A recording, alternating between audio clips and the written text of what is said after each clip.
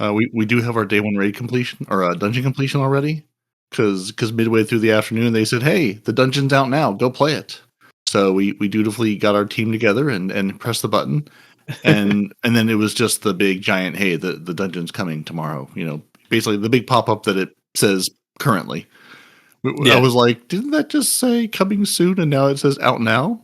Let's hit the button and find out. But no, it was not actually out now. Just somebody got overzealous and updated the text and pushed that live. Nobody does text. Stop lying. Well, I mean, obviously somebody does text because it changed. No. The last remaining English major said, "Hey, Noble, we need to update this you text." do text. You don't do videos. You do text. Right. You like to read rather than watch. Yeah, if anyone does text, but I don't work. But I don't work at Bungie. Don't you? Well, we don't know. I mean, who am I to know that? I've never seen you and John Bungie in the same room at the same time. Well, exactly. You've never seen me and Batman in the same room at the same time either. Same, exactly. You could be Batman too. Could be. All sorts of doubt being sowed this morning. You could be anyone. Could be Bungie Man. Mm-hmm. Bungie Man still sounds like a better film than Star Wars. Hackerman. Hackerman's a great film. I was going to say Merry Christmas and welcome to the show, Noble, but I don't want to do that now. That's fine. I completely Noble is back by popular demand. He has fans on YouTube that want to hear his soothing voice. So we've brought him back because I'm not very well this week. So you've got Noble and Peroty and me maybe in the background kind of comparing these two or just letting Noble let rip into Star Wars. So that's what's going to happen. He's also here to answer for the 2 weeks that he made Peroty sound like a chipmunk. And I didn't do it for 2 weeks. I only did it for one. That's not what I told Peroty. Oh, that's okay. Fair enough. I mean, So I'm going to roll those jingly titles, and we can come back and talk Destiny. Or gingery titles. Jingly, yeah, it's jingly. Oh, not gingery. Never mind. No, those are the different titles. Yeah, those are your special titles.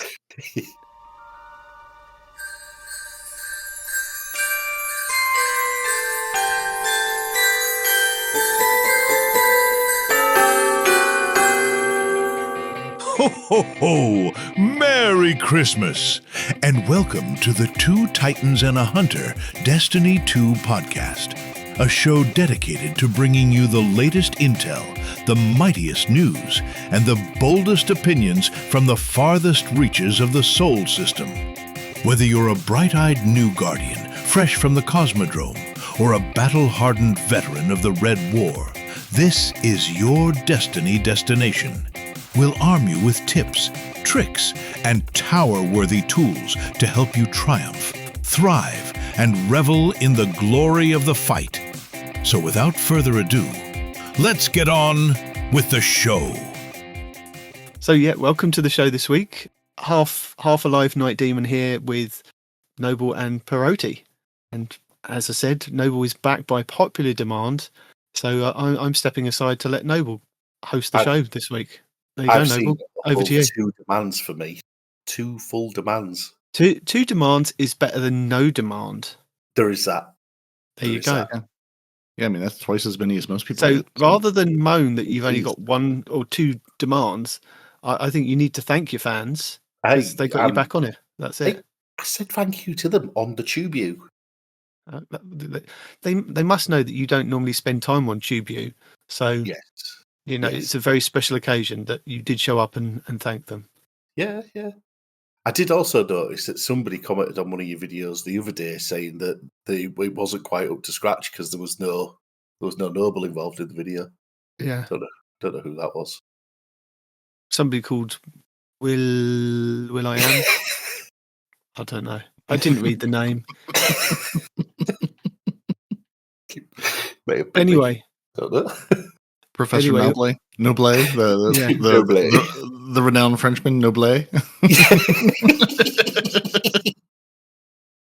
Just because you think it's Noble in a beret, but you're wrong. It's not. It's totally different person. Mm-mm. Yeah, I couldn't wear a beret, but my head would get too hot. No. I am a warm person. Don't put me in headgear. Oof. That is a recipe for disaster. Yeah. Anyway, so yeah. where we Anyway. started? What do we want to start with? You guys tell me, because I've been off with flu this whole week. The whole family has, and only just recovering. So I've not played one thing apart from logging on yesterday, and I did take my account off hiding on Xbox because I couldn't be bothered to do a workaround. So it was something like 533 days that I'd been offline or hiding offline. I'm now officially back online to just get that shader from the Discord quest. Yeah, it's practically a national holiday. I saw a night demon online for the first time in 2 years.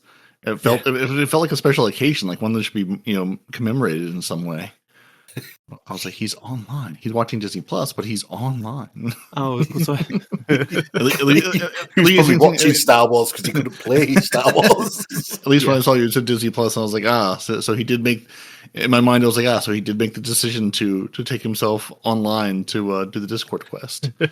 Which whereas me, despite being online most of yesterday, apparently Discord decided to no longer acknowledge my Xbox account. And was like, hey, you should link these two. I'm like, you mean the one that's been in my profile and linked for the last, I don't know, however many years? Yeah, that one. We need to link this. We have no idea who you are.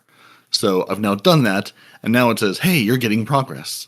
Because I was sitting here going, I've played a bunch this week. Shouldn't I have seen that shader by now? I was even in the Discord chatting with people yesterday while playing, and Discord was like, no, you weren't playing Destiny. I don't know what you're talking about. So if you, like me, swore you should have gotten that ink drawn shader by now, check Discord, because it may have forgotten who you are and won't actually be telling you anything. But it will tell you like immediately, like when you spin up Destiny and it is linked properly, like it'll say like, oh hey, now I see you're playing the game I want you to play, and you'll be earning progress like almost immediately. So you'll know when it does work, if it works. Has Noble linked his things together to get his beautiful shader? I haven't even been able to find it. I'm not even going to lie. I looked, and I better looked, and I looked a little bit more, and then I thought I can't bother looking anymore. There was a link in the show notes last week that I made sure that I took it out of the TWAB and put it in the actual show notes link so that people could just click it rather than trying to have to scroll through the TWAB. Yeah, especially for people like you. I've got to go on my PC then do it. And I haven't been on my PC. I haven't been on my PC for a little while. That'll do it. Yeah, because on the Discord on the phone, I hadn't seen any mention of it. But I loaded Discord on the PC, was like, hey, there's quests. You should do quests. Here's a Fortnite one. Here's a Destiny one. Here's a bunch of ones for games you don't play and have never heard of. But you can do all these quests. So I was like, oh, okay, that's a thing that exists, huh? Maybe put that on the phone where, everybody uses Discord, then they know about it. Maybe. Talking about things that people don't really know about or keep hidden, there's an event going on in Destiny that was kind of secret, hidden, and then just content creators suddenly came out and went, we're doing this thing. By the way, this thing that's brought to you by Bungie that Bungie didn't tell you about. Yeah, I saw Danfinity posting about this Oath of the Renegades thing, and I looked at it and I was like, okay, well, when I go to log in, it's like the official, choose your platform, link your, log in with your Bungie account, just like if you log into DIM or, any other like official Bungie thing. So I was like, well, clearly there's like this is clearly Bungie sponsored in some way. Like and it had all the Lucasfilms trademarks and Bungie trademark stuff at the bottom of the page. Like, this is clearly an official thing, yet they've said nothing about it. And like the first week or whatever is like over.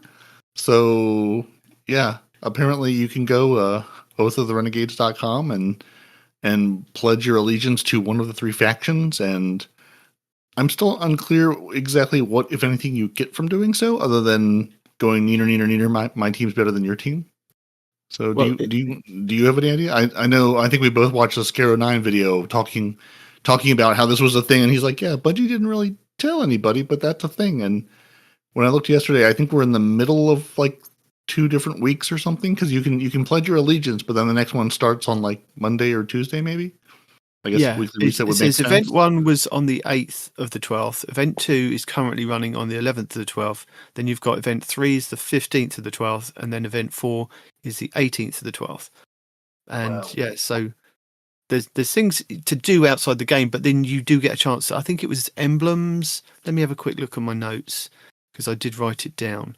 because it was like, oh, this is interesting to know, and people should know about it, because it should have been something we spoke about on the show last week, but it wasn't in the TWAB, and I don't know why they told the content creators to kind of keep it secret. It was like, this makes no sense whatsoever. Yeah, and like I said, the first mention I saw was Danfinity posting about it, because he's one of the creators who has I guess he's a lieutenant, as it were, on the site. Which, it's like, okay, so you're a lieutenant. What does that mean? What am I? Is this an in-game thing, out-of-game thing? I went to it the other day, and it seemed like maybe someone had talked about it, because I could log in, but it couldn't find my Xbox account. It could find the Steam account that I never cross-played, that I have a 2 minutes of playtime on, testing an old computer to see if it would play Destiny, but couldn't find the Xbox account that I have been playing on forever. Yeah, so you go to the website, you link your Bungie.net account with it, even though it's still part of Bungie, and then you pledge to a faction and a creator, and then the winning syndicate have a chance to win displays, game codes, I think even collector's editions, emblems, and more. I don't know what the more is, but there's more, apparently. More. You could have things. Noble, is this enticing you to kind of pledge allegiance to a faction and value behind a creator? It's not really annoying me, because now I've found the thing, because I've followed the show notes and whatnot, so I've got to go get a shader, and now it's telling me that my PSN online ID doesn't run this game. We're now on something else, Noble. We're talking about something else now. I know, but it's all annoying me now, because I'm not going to be able to do one until I've done other. Oh, God. But yes, no, I will do that. I will go and do that. Probably in time for it to be over completely by the time I've remembered about it. You seem to have some. Yeah, like you seem to have some number of weeks. I mean, I'm guessing again the first week is over, but there seemed to be, I think, 3 or 4 separate weeks that this was going on for. But again, it'd be nice if Bungie would make a bigger deal of it. I mean, clearly some people have found out about it, because there's people. Event 3 will start 12:15 at 12 p.m. So you've got until Monday, and then you can do things and join people, and maybe if you've been watching one of these streamers, you'll have an idea what's going on. For what it's worth, the Totality Division is the current leaders at 44%, followed by Tharsis Reformation 34%, and the Pikers are at 22%. So of what? And there's some number of points that you get from doing things. There's a tab for my tasks, which I currently have no tasks, but presumably I will have some tasks at some point. So yeah, that's a thing you can do. And then you can participate, and we can all have fun or something. We are very informed, you can tell. Yeah, I had no idea this existed, so it's all brand new news to me. So yeah. No, it wasn't until I was kind of just having a quick look through YouTube that I came across the Scarrow 9 video that was like, he was like, look guys, this event is going on. I don't think anybody really knows about it. And we're like, no, I don't know anything about it.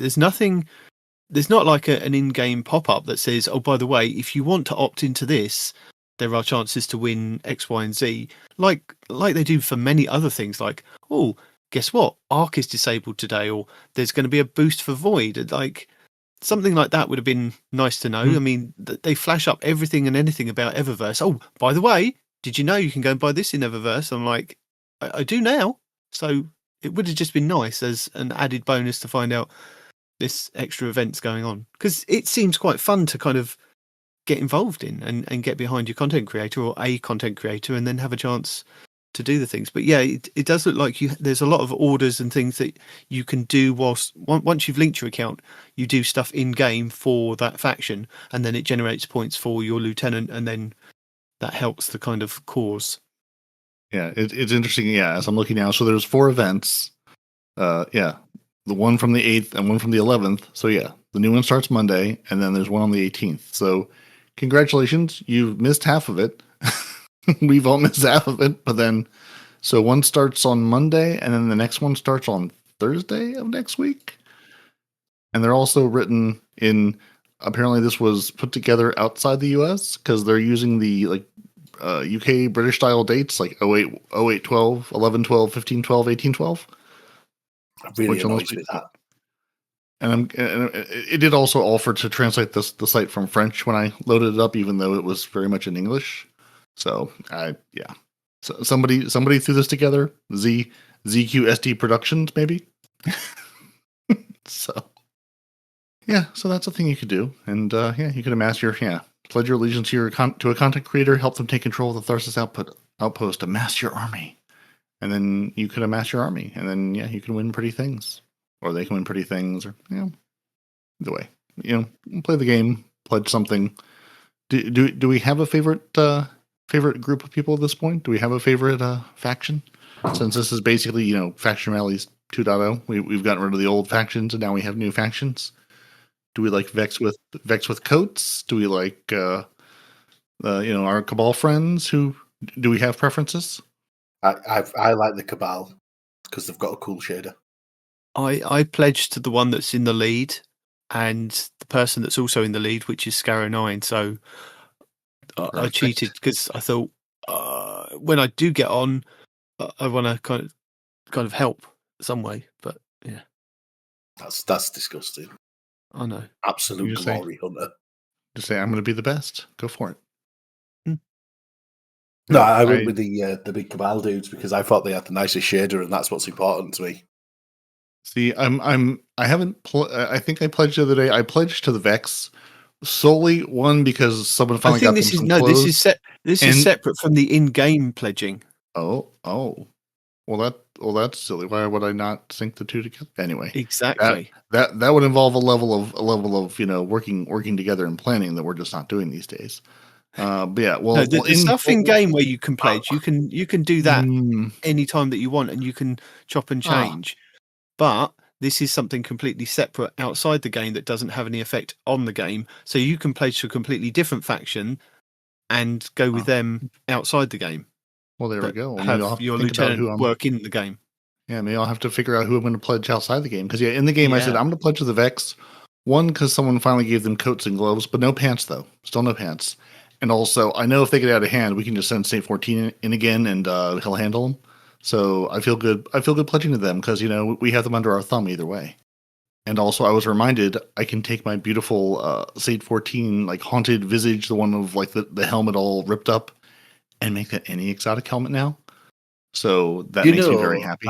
That really did freak me out a minute ago because I looked at you and I thought, why is Peroty running a Solar Titan and wearing Helmet Saint 14, which is what are we doing? What are we doing here?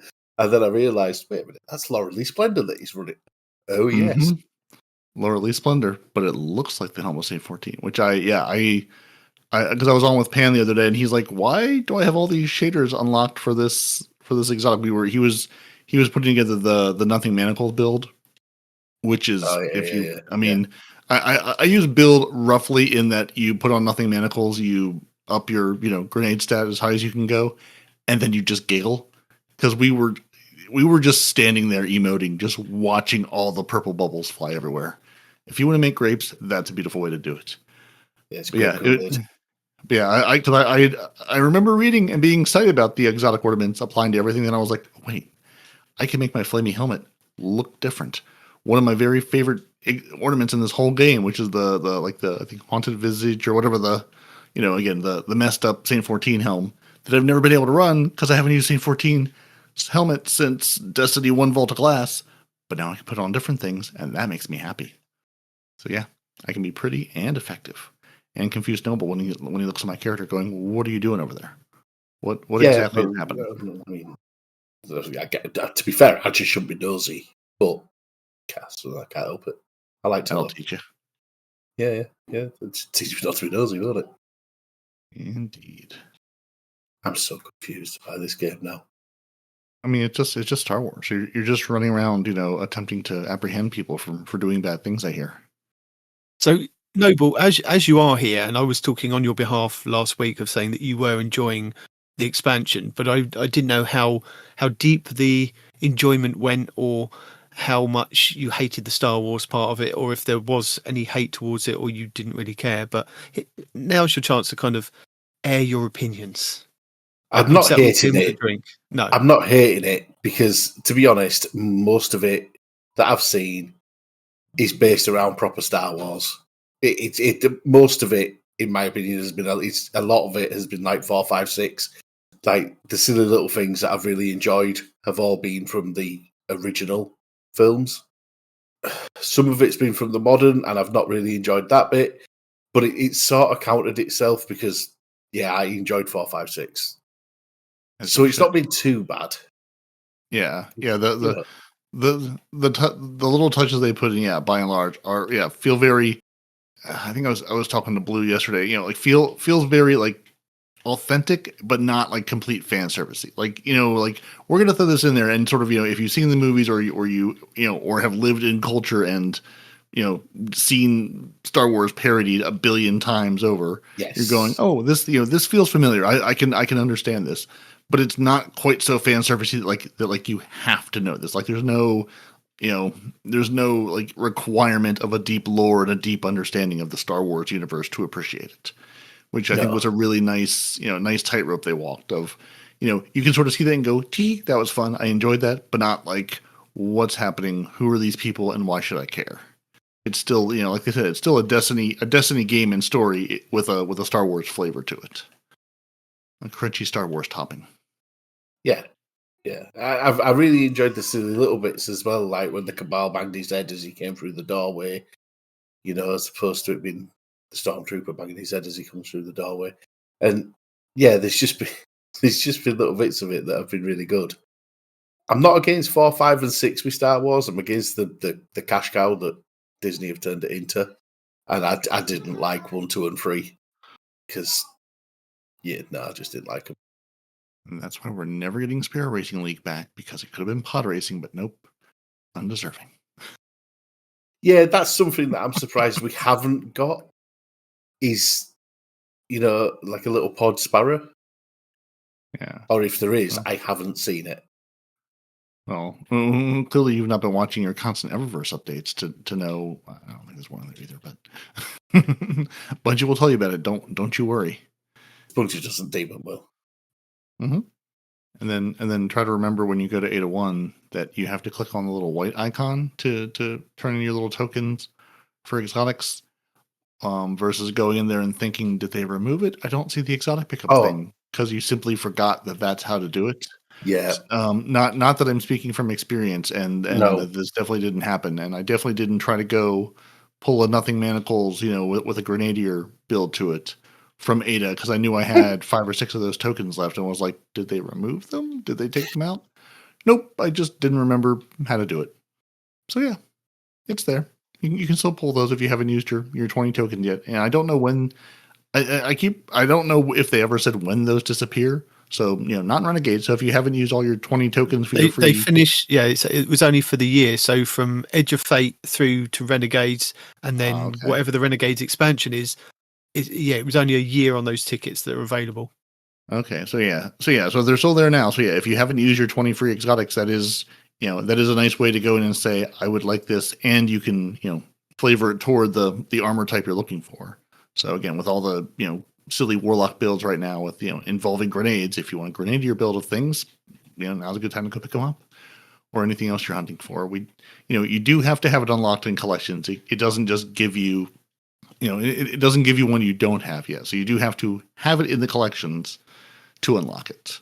So yeah, then you can go throw your tokens in and hope for the best.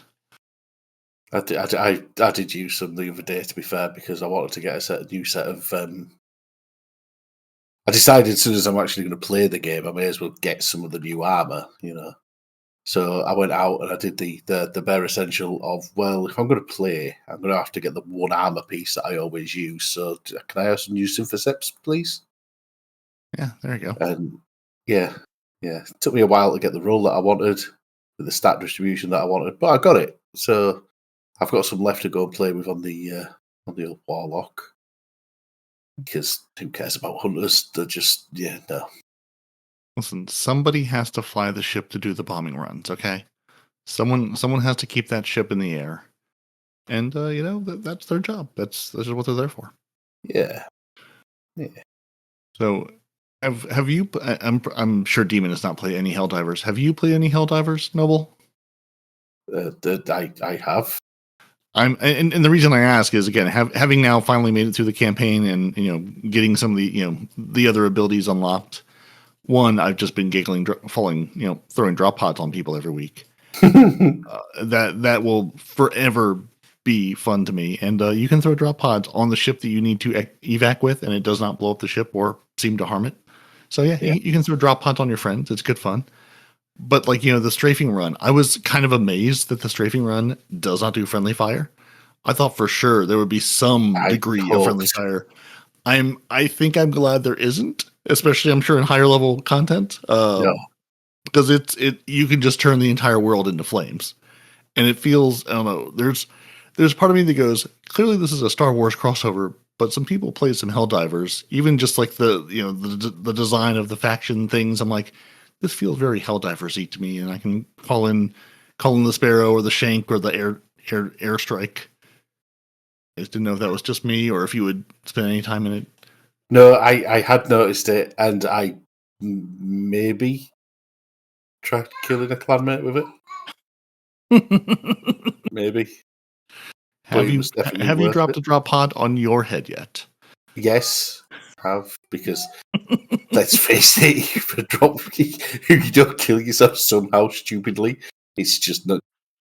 Yeah, I mean, how could you not? Yeah, that's what they're there for. That is the Cabal's fiercest weapon. Yeah. Like, here, hold this rocket for me. Oh, look, a thrall's just running in front of me. Awesome, I'm dead. It's just, if you're going to have something that explodes or has the possibility to kill you, you have to kill yourself with it at least 15 times an hour. Oh, yeah. I mean, otherwise, are you even trying? You're not even making the attempt? You're not even gaming. If you're not killing yourself with your own rocket launcher or something like that, you're not even gaming properly. Why are you even here? Yeah. Unclear. Yeah. So if you're not dropping a drop pod on your head, what are you even doing here? Why are you even playing game? At this point, it's all about dropping the drop pod on your head.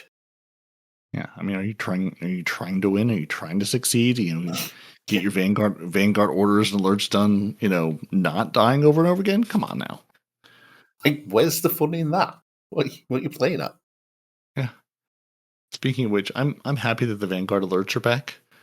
I sort of wish they hadn't hidden them in the tiny little seasonal hub button, and then in a second menu under that, just like if you're trying to figure out how many credits you have, what feels like 8-step process to direct to someone of here's how you see your credits.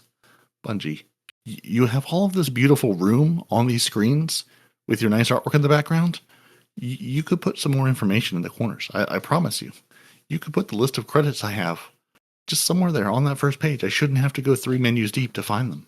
I swear to you this is possible. I believe in you. I don't think it is. No. I am happy they're at least not mixed in with every single other currency I have in my consumables tab, which is honestly, I could not tell you what's there. I have so much stuff sitting there, and I have no idea.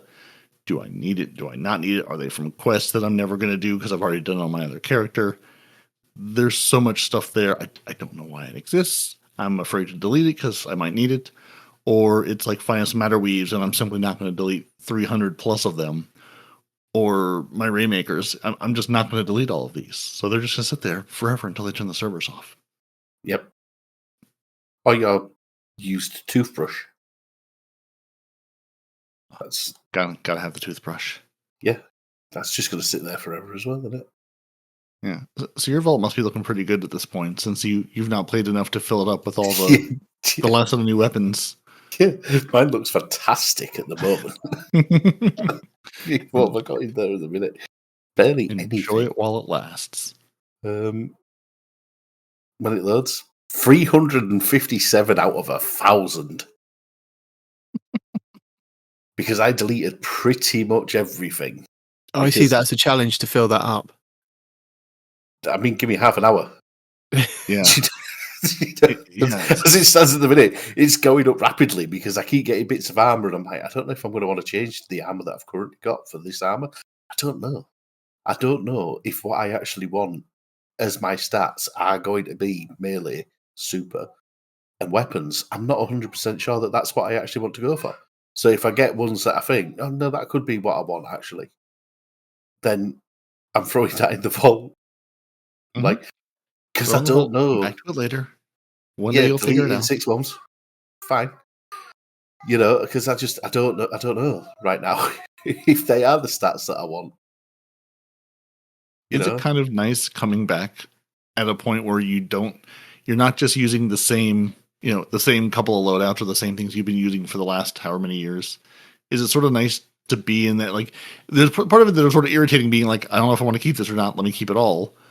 But isn't that also kind of nice just to be able to have that feeling again of, I don't know what this does. I don't know if I need it. So let's just throw it all in there versus just, ignoring every piece of armor. Because I'm sure you're at the point we were of just like dumping every single piece of armor that you got. Because it's like, you're not Artifice, you're not this, you're not that.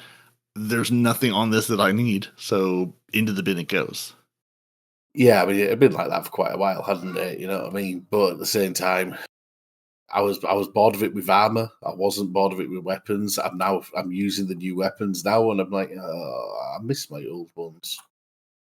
I've managed to replace certain bits. Like I've got a new Meter Mini tool, which I'm very happy with. I'm using Dragon's Breath because I like a rocket launcher, and if I'm not using that, I'm using Thunderlord. But I still can't take Supremacy off. I still can't find, a primary slot, kinetic slot, whatever you want to call it. So not a Praxic blade? Sniper. There's a sword that glows that you could use in that slot. Is there? Yeah. I didn't know about that. No. Fits really nicely on the hand. Glows really brightly. Illuminates the room so you can see better. Do you know what? Right, last week I was just listening to last week's show earlier on, and you were talking about the Praxic's blade and whatnot, and about how it's not game breaking and how it's not overly silly and everything else because it's not survivability. Yeah, I'm like, absolutely not. It is not about survivability. If you put that on and you aim at somebody, you're killing them with their own shots. No, yeah, that weapon is not about survivability. Listen. We didn't say for who.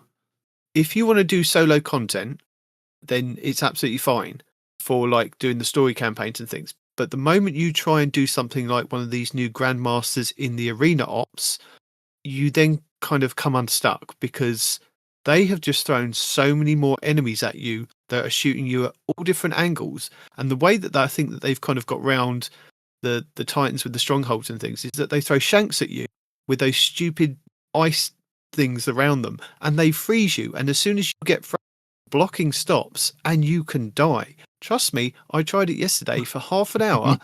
I got to the point I pushed one of the overload barrier champions off the ledge and they died to get through the first barrier. I got through the first barrier and I managed to do the room where all the electric shanks come over to where your ghost is trying to decode. And I killed all the champions by just blocking things. But then I faced overload champions that were just shooting non-stop. And my submachine gun would stun one of them.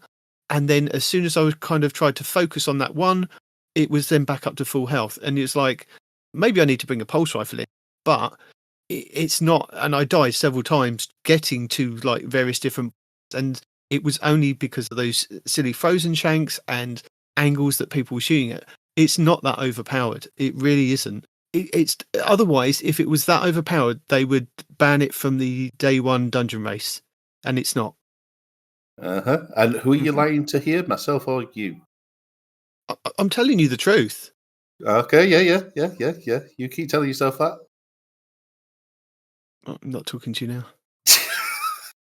It's ridiculous. I have seen multiple enemies just be obliterated by a guy standing still.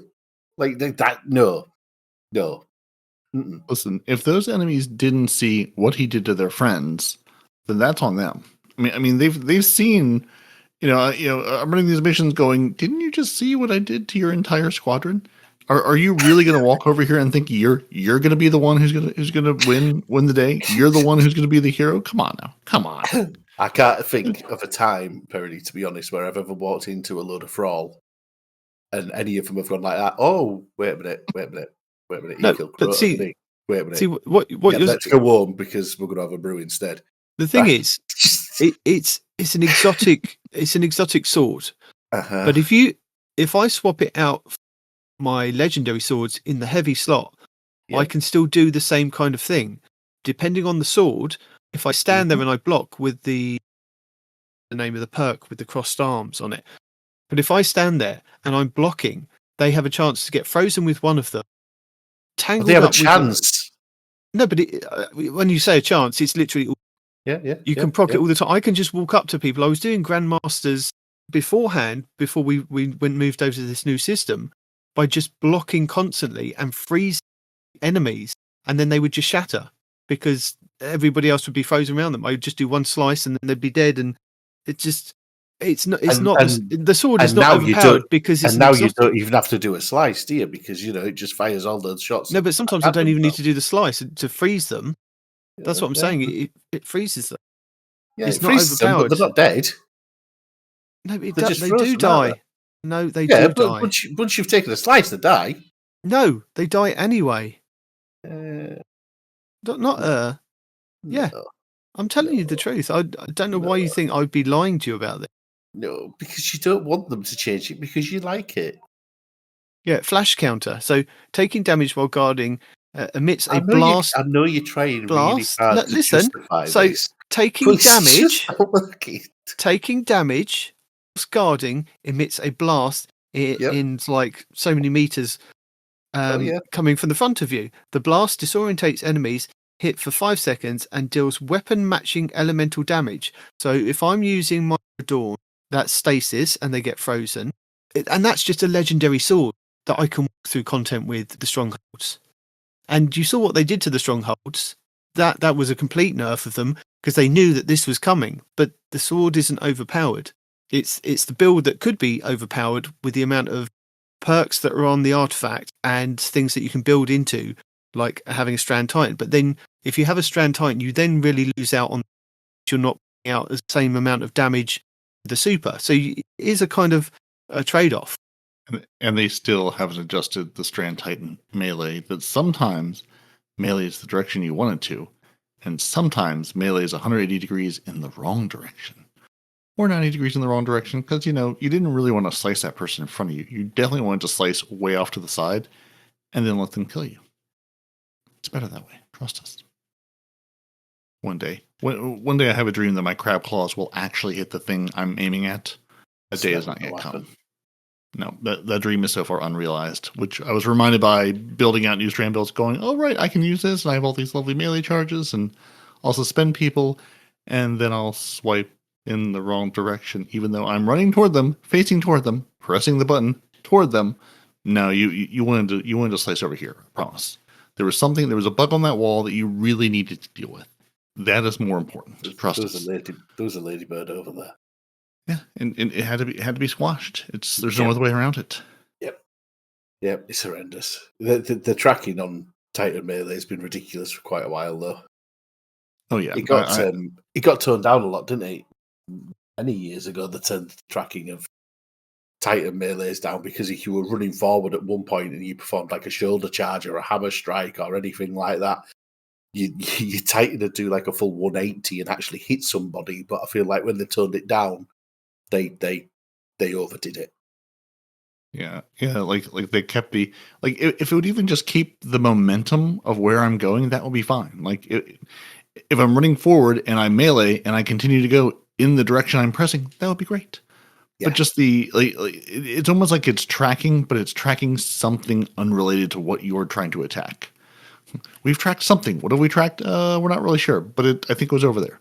Yeah, we thought there was something over there, but there wasn't. But you're now going that way anyway. Yeah, listen, that bug on the wall, though, totally dead. You don't have to worry about that bug. It's fine. Yeah. You've handled it. Everyone's good. Yeah. It's ridiculous. I don't like it. That's right, because Warlock exists, and then you can just throw on nothing manacles and throw grenades, and then just laugh and laugh and laugh. It's insane. Like I think we talked about it last week before, whenever it was. Like we had talked about the build with the nothing manacles, but I hadn't actually seen it in person, and it's ridiculous. And the build Pam put together wasn't even it wasn't all tier 5 armor and absolutely maxed out stats. It was basically like I was able to pull, he was able to pull the Grenadier build of it, and then throw some grenade stuff together. But like he didn't have like top tier weapon, top tier armor put together and all tier 5 everything's, and it was still just on the legendary campaign, just clearing everything. Like just everything died. Like Blue and I could just sit and emote and just watch the carnage. Like we didn't even really need to participate. It's ridiculous. I wish the Titan had something I was enjoying nearly as much as the Warlock stuff right now. But the Warlocks, I think, maybe have finally gotten their due.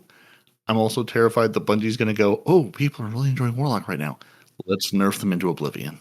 Yes, because that often happens with Warlocks. Truly, like, I feel like it's like, oh, Warlocks are in a good spot. Let's nerf them into oblivion. Let's just take care of this and just stomp them down so nothing works anymore. Yeah, it's unfortunate. Warlocks are always they always have like this really handy build, and the second anybody finds it or has anything to do with it, or it gets put onto YouTube, it's just like, what do you mean there's something that Warlocks have got that's been useful? No, we can't have that. No. You stand in the well and you provide everyone the well, and then that's just what you do. You put the sword in the floor, mm-hmm. and that's you. That's all you need to do. Just put the sword in the floor. You stand and be quiet. Job. Yeah. Yep. You had one job, and you're going to enjoy it. Yeah, that is you. P.S. Once you've put the sword in the floor, can you debuff for me, please? Yeah. That was the most annoying part of playing a Warlock for a long time. Was the whole you're a Warlock? Yeah. Oh, excellent. Well, if you're a Warlock, that means that you can put the well down, and then you can use that. It's going to happen to me again. I swear to God, I hate this. I've just listened to last week's show and I shouted at you all the way through it for anything that you forgot. Now I'm here again and I've forgotten everything again. Mm-hmm. We do use the noisy cricket on you when you enter the Discord. Divinity. That was that bright light you saw when you came in. Mm-hmm. Yep. There was a flash, I will admit. I'm glad it was that though, because at first I thought it was you flashing with Peroty. So that's a different tier. Different tier. We'll talk about that later. That's above the Patreon. But yeah, for a long time it was like, oh, you're a Warlock. Yeah, I'm a Warlock. Nice one. Put on the well. Put on the Divinity. Shut up. Okay. That was you. You were done. You were finished. Yeah. This is your job. The meta dictates you will do one thing and one thing well. Yeah. Literally. Pun unintended, but well done me. You've been listening to me and Feral tell dad jokes for too long. Always. But yeah, no, it's horrible to poor Warlocks. But I don't think it'll be long until that gets changed. I'm enjoying the damage buff to the mini hammer. That's seeing me right. I'm enjoying. Yeah, the mini hammer's silly. The Mr. Night Demon and his. I just walked through the legendary campaign. I was definitely impressed when he was like, the legendary campaign was a cakewalk. I just waltzed right through it. But honestly, having now, I'm still not quite through it on the Warlock, because I spun up the normal campaign on the Titan because I was like, let me just get through this one so I don't take 2.5 months to get through the campaign to talk about on the show, and 2, just to have the thing done so I can move on with the rest of the content. Doing it solo on normal and with 3 people on legendary, again, running ridiculous builds. Like I can see how there would be parts of it that would be tricky on legendary, but yeah, like it just and I've heard a couple other people say the difficulty of this campaign versus some others, sort of like, it feels like it's tuned way down versus what some of the other ones have been, which I am delighted by and have no problem with. I'm sure some people are like, oh, I want a legendary campaign, I want to struggle, but honestly, I've enjoyed it because I could just sort of have a good time with it and play it with my friends and not struggle our faces off through it. Again, I mean, we're running just such ridiculously insane build right now, where it's just I almost feel bad for the people, for the Cabal and the Vex we're up against, and going, we're going to wipe you out, your family out, and your entire generation after that. And and that's just when the ship is here for us to extract, we're going to just continue to kill you because we can.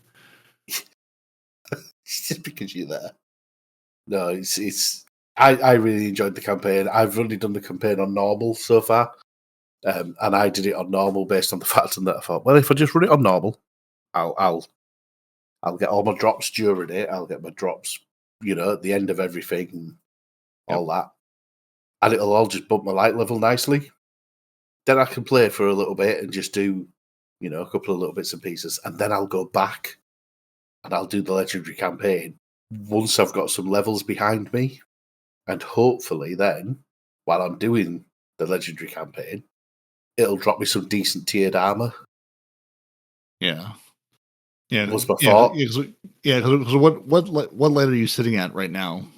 About 413 at my highest. Okay. Yeah. So you're still on that lovely grind of getting up to.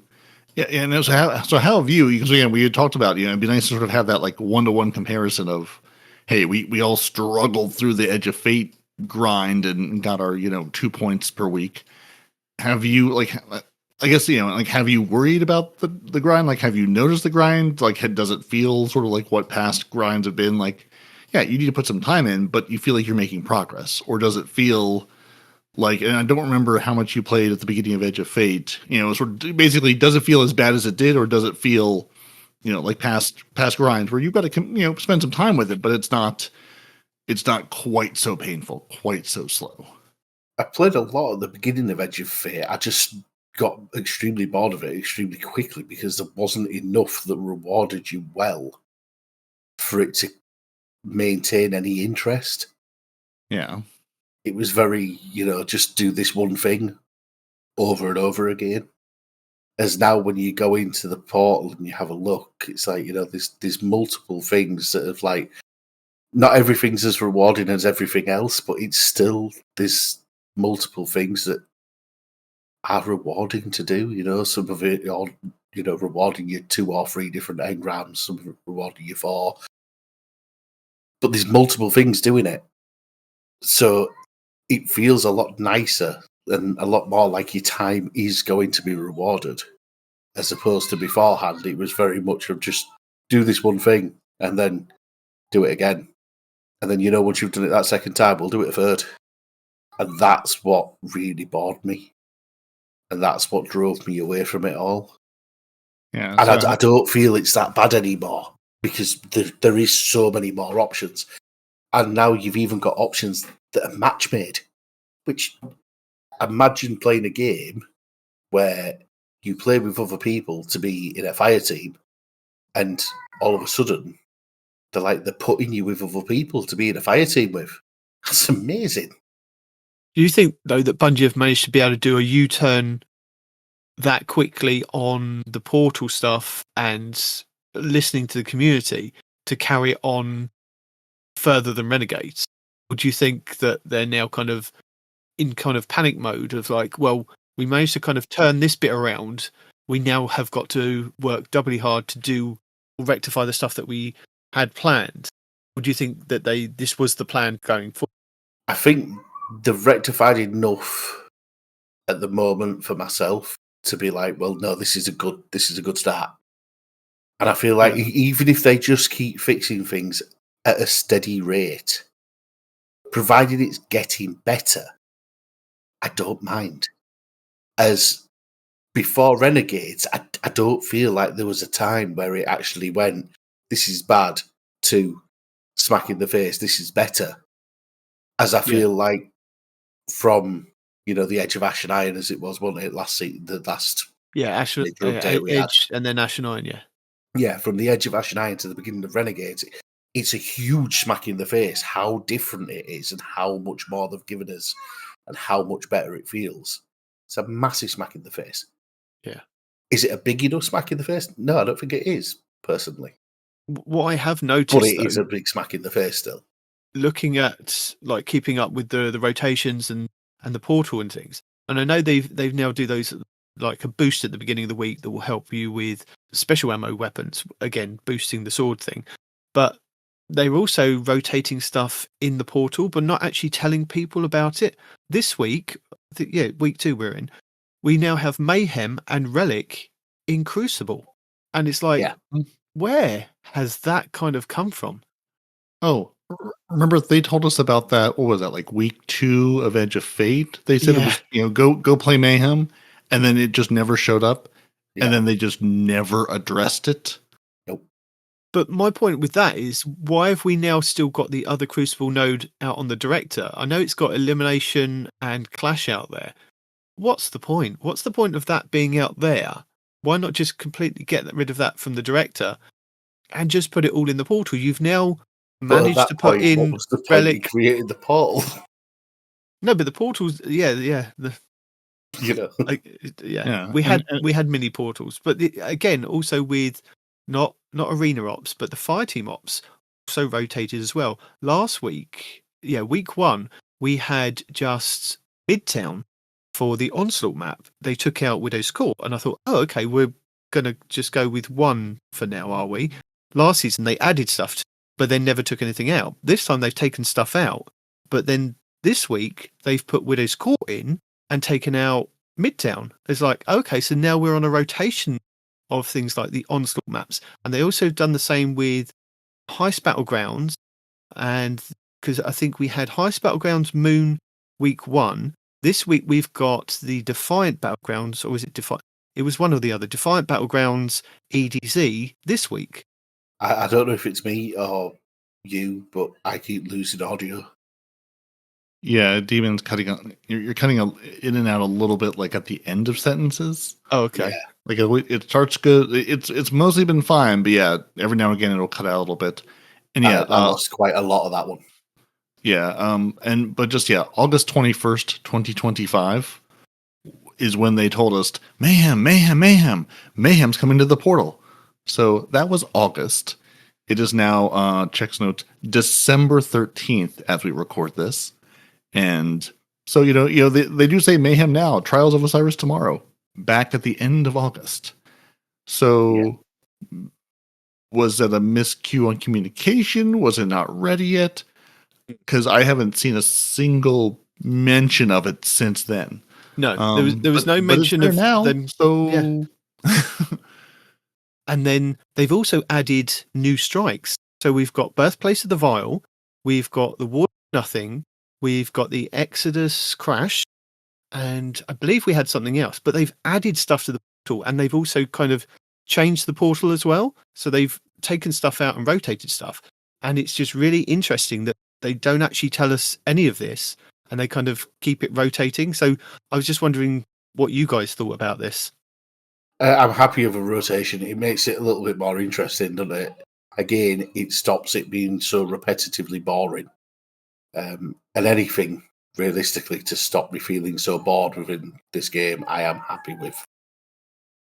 yeah, I mean, it's sort of what we had said is like, there's so much content in this game. We've had so many years of updates and changes and seasonal activities that we played for 3 months and then we're gone forever. It's like bringing some of this back in seemed like a no-brainer. Give us the content you've built, and obviously it's like if it's years old, there'll need to be some work done to it. It's not just like ship that code and it'll pop right in and work in our current game, but like there's so much stuff there to do, and it feels like for all of Edge of Fate and Ash of Iron, it was like, okay, here's 8 things you could do, especially if you wanted to have them be match made, especially if you were like, I would like to not have to play solo all the time. I would like to play the game with people like I've done for the last decade. And now finally, like this, this feels like a return to form for Destiny. In that, arena ops is there, fire team ops. I can actually, I wish the number of things that were match made were higher, but at least I have more options to do match made things. Yes. And just the new activities feels really nice. But again, it would be nice to have, like, we don't need a, entire, like, it doesn't need to be in the TWAB necessarily maybe every week, but like it would be nice to know that, to say, hey, like we're bringing this map in, even if you don't say exactly when, hey, we're going to add this map to this game mode or that game mode. Hey, we're going to bring this Crucible map in. Hey, we're going to change Onslaught to do this now, even if it's not like, hey, we're going to do it this week with this update. Just letting us know it's coming. And then so we can know, hey, in the next couple of weeks, go take a look and see if this is in the game. Because I haven't noticed, because I haven't played a lot of the Onslaught stuff because again I've been still trying to get through the the campaign and doing the newest new stuff. But the time will quickly come where I've done the new stuff and I want to do something different. And Onslaught and Crucible are those things I tend to look at. So yeah, it would Relic I've only played a handful of times because I always missed it when it was up before. And Mayhem is just stupid fun. And for anyone trying to get their Vanguard orders and stuff done, go play a 6v6 game mode. Well, no one's going to do that by and large for Crucible if they're not Crucible players. Except Mayhem. Mayhem's an easy one. So why would you not crow about that? Now months later that where it finally makes it into the game, tell people. If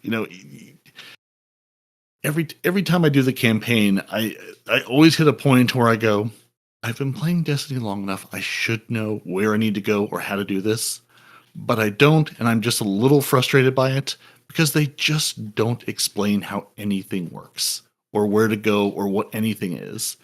And sometimes it's just like, if you just had a little explanation, just a little bit of, hey, what's happening and where it's happening, it would just be so much easier, easier to sell of a game. Hey, you have your open access running another week. Well, tell people what's coming. Tell people why they should be excited. Yeah. I've said this before, though, and I know you've said it as well, but they rely too much upon streamers to actually tell people what's going on within their game. And then, you've got people like me that absolutely do not want to spend their time watching a streamer tell them how to play their game.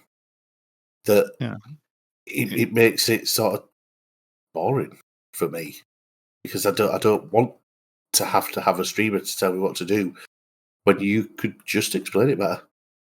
Yeah, and again, I mean, in relying on the streamers basically, doing all this for you is fine until the streamers take a step back or the streamers also have missed it because again they've taken a break from the game and you've not given them a reason to go back to it, turn it on. No one, there's few people that are going to be checking all the maps and checking the modes and looking to see what the rotations are every week. And if I'm not expecting, Night Demon could tell me every week, hey, this new thing is coming. Hey, they've put this into the portal.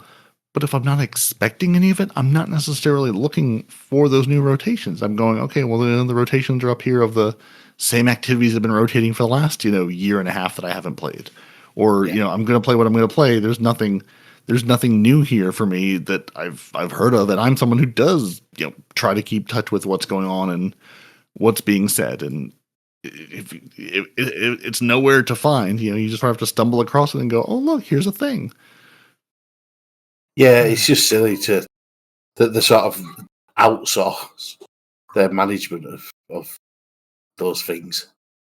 Relying upon other people is just not the way it should be done. Yeah, it's just a very strange choice all the way around.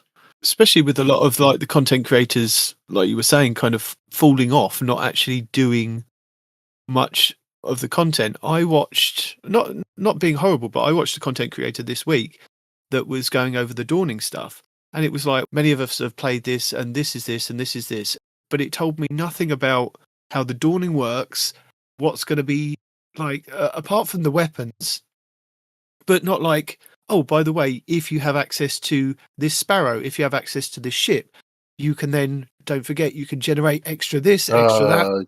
Yeah, like right, yeah, being able to create glimmer as you're driving along, and you can, and one of it. But the most important one is the ship, the Starfarer. Yeah, the Starfarer. If you have that generates the spirit for the Dawning. Yeah, but there was no mention of that. It was like, oh, we've been around, we've played the Dawning. It's like, well, there's still a lot of people that come in to see Destiny content, and you're not telling them anything about the event. I know it's kind of old news. And it would take you a little bit of extra time to kind of go over it, but it's worth it to kind of let people that are coming to the game, and let's face it, we want people to come to the game and enjoy it. But there was no explanation on event work. So I have taken it upon myself this week to make sure that I've got that in our This Week in Destiny video. There is a full guide of, well, I say a full guide, a mini guide on the Dawning this week in our This Week in Destiny video. Full enough guide as you can provide. up until they change everything at the last second and tell no one. Not Yeah. that they would ever do that to us. Shall I drop that in now so that's I think done? this is I think it's a perfect that's place to drop it in now. Good point, isn't it? It is.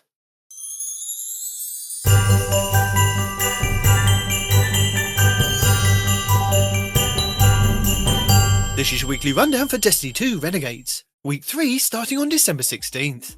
Week 3 of Renegades sees Destiny 2's Christmas event The Dawning make its triumphant return, running from December 16th to January 6th and is free to all players. This festive event sees Guardians collect ingredients and bake cookies to trade for Dawning gifts around the Sol system. You can find the Dawning on the main portal tab, with its own event home, where it has its own exclusive reward pass. And playing the event and completing challenges progress your ranks, unlocking exclusive gear and rewards.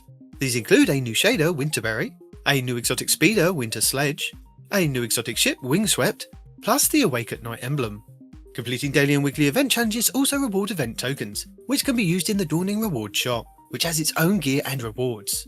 To kick off the event, Guardians must first visit Eve Levante in the Tower Courtyard, where she will provide you with your holiday oven, and a small introductory quest to get you familiar with the event. She will also give you the quest Cookie Delivery Helper, which will give you 2 new recipes to get you acquainted with ingredients collection and cookie baking process. You can also purchase several upgrades directly from Eva to enhance your gameplay and ingredients collection, and enhance the stasis-infused snowballs found in portal activities. Snowballs found in activities can slow, freeze, and shatter your enemies. Eva also offers the Boon of Friendship, which grants a Dawning reward to your fireteam upon completion of a portal activity, with additional rewards based on the number of players with boons active. And this year the Dawning brings a new Crucible Ops activity, Dawning Snowball Fight, where you can live out your fantasy of the most overpowered snowball fight of all time. No weapons, no abilities, just soft fluffy snowballs. This Dawning will also see the arrival of the new Polar Wolf ornament set for each class, which will be available for 6,000 Bright Dust or 1,500 Silver from the Eververse store.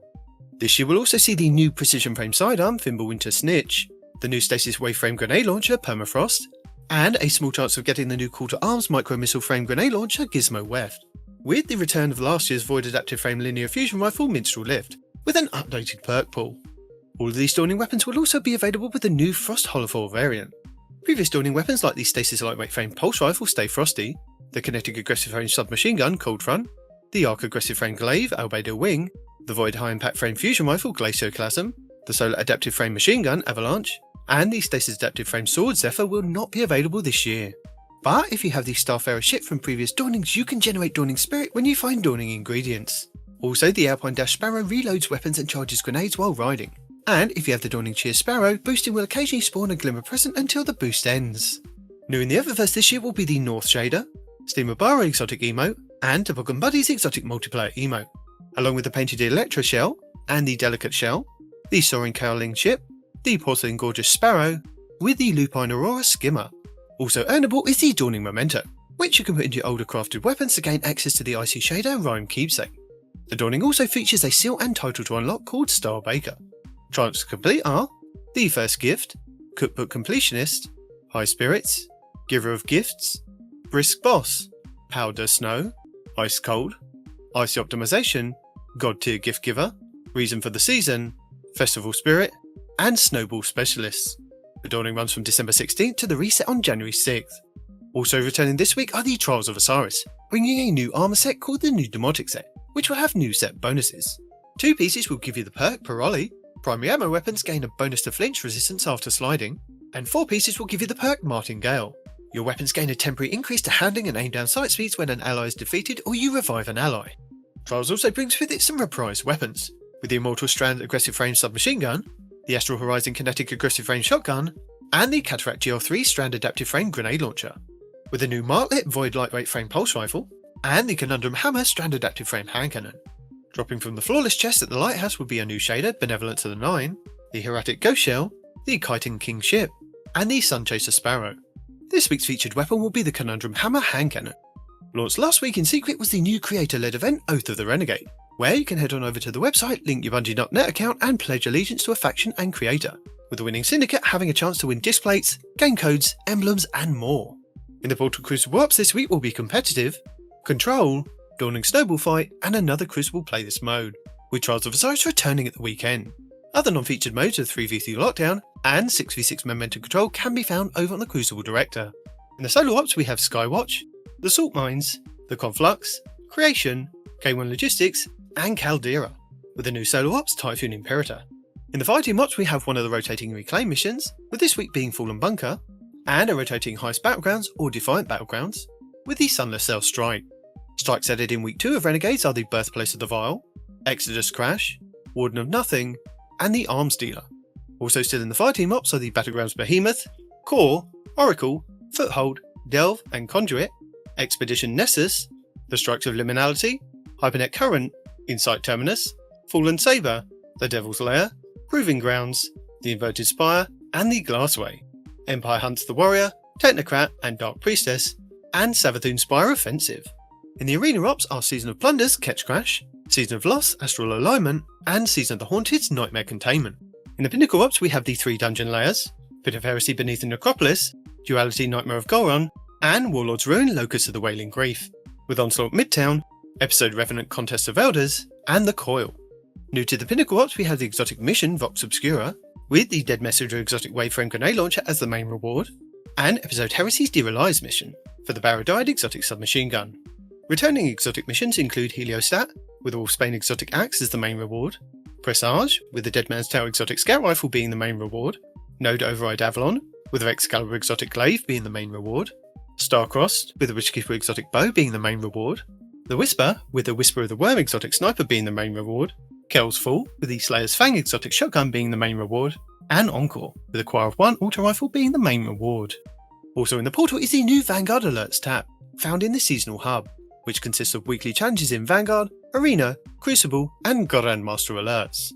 Over on the Lawless Frontier, the contested territory will start this week's rotation on Mars, and the Fire and Ice exotic mission will be Arc Threat. On Kepler, featured mission 1 this week will be Commencement, and featured mission 2 will be Charge. For our Legacy rotation, the Dreaming City this week is at a medium curse level, which means Petrovenge can be found in the Divilian Mist, and has the Oracle Engine mission for the next week. The Blindwell features Hive enemies and the Plague Kragar. The Ascendant Chant will be the Shattered Ruins over in the Spine of Keris.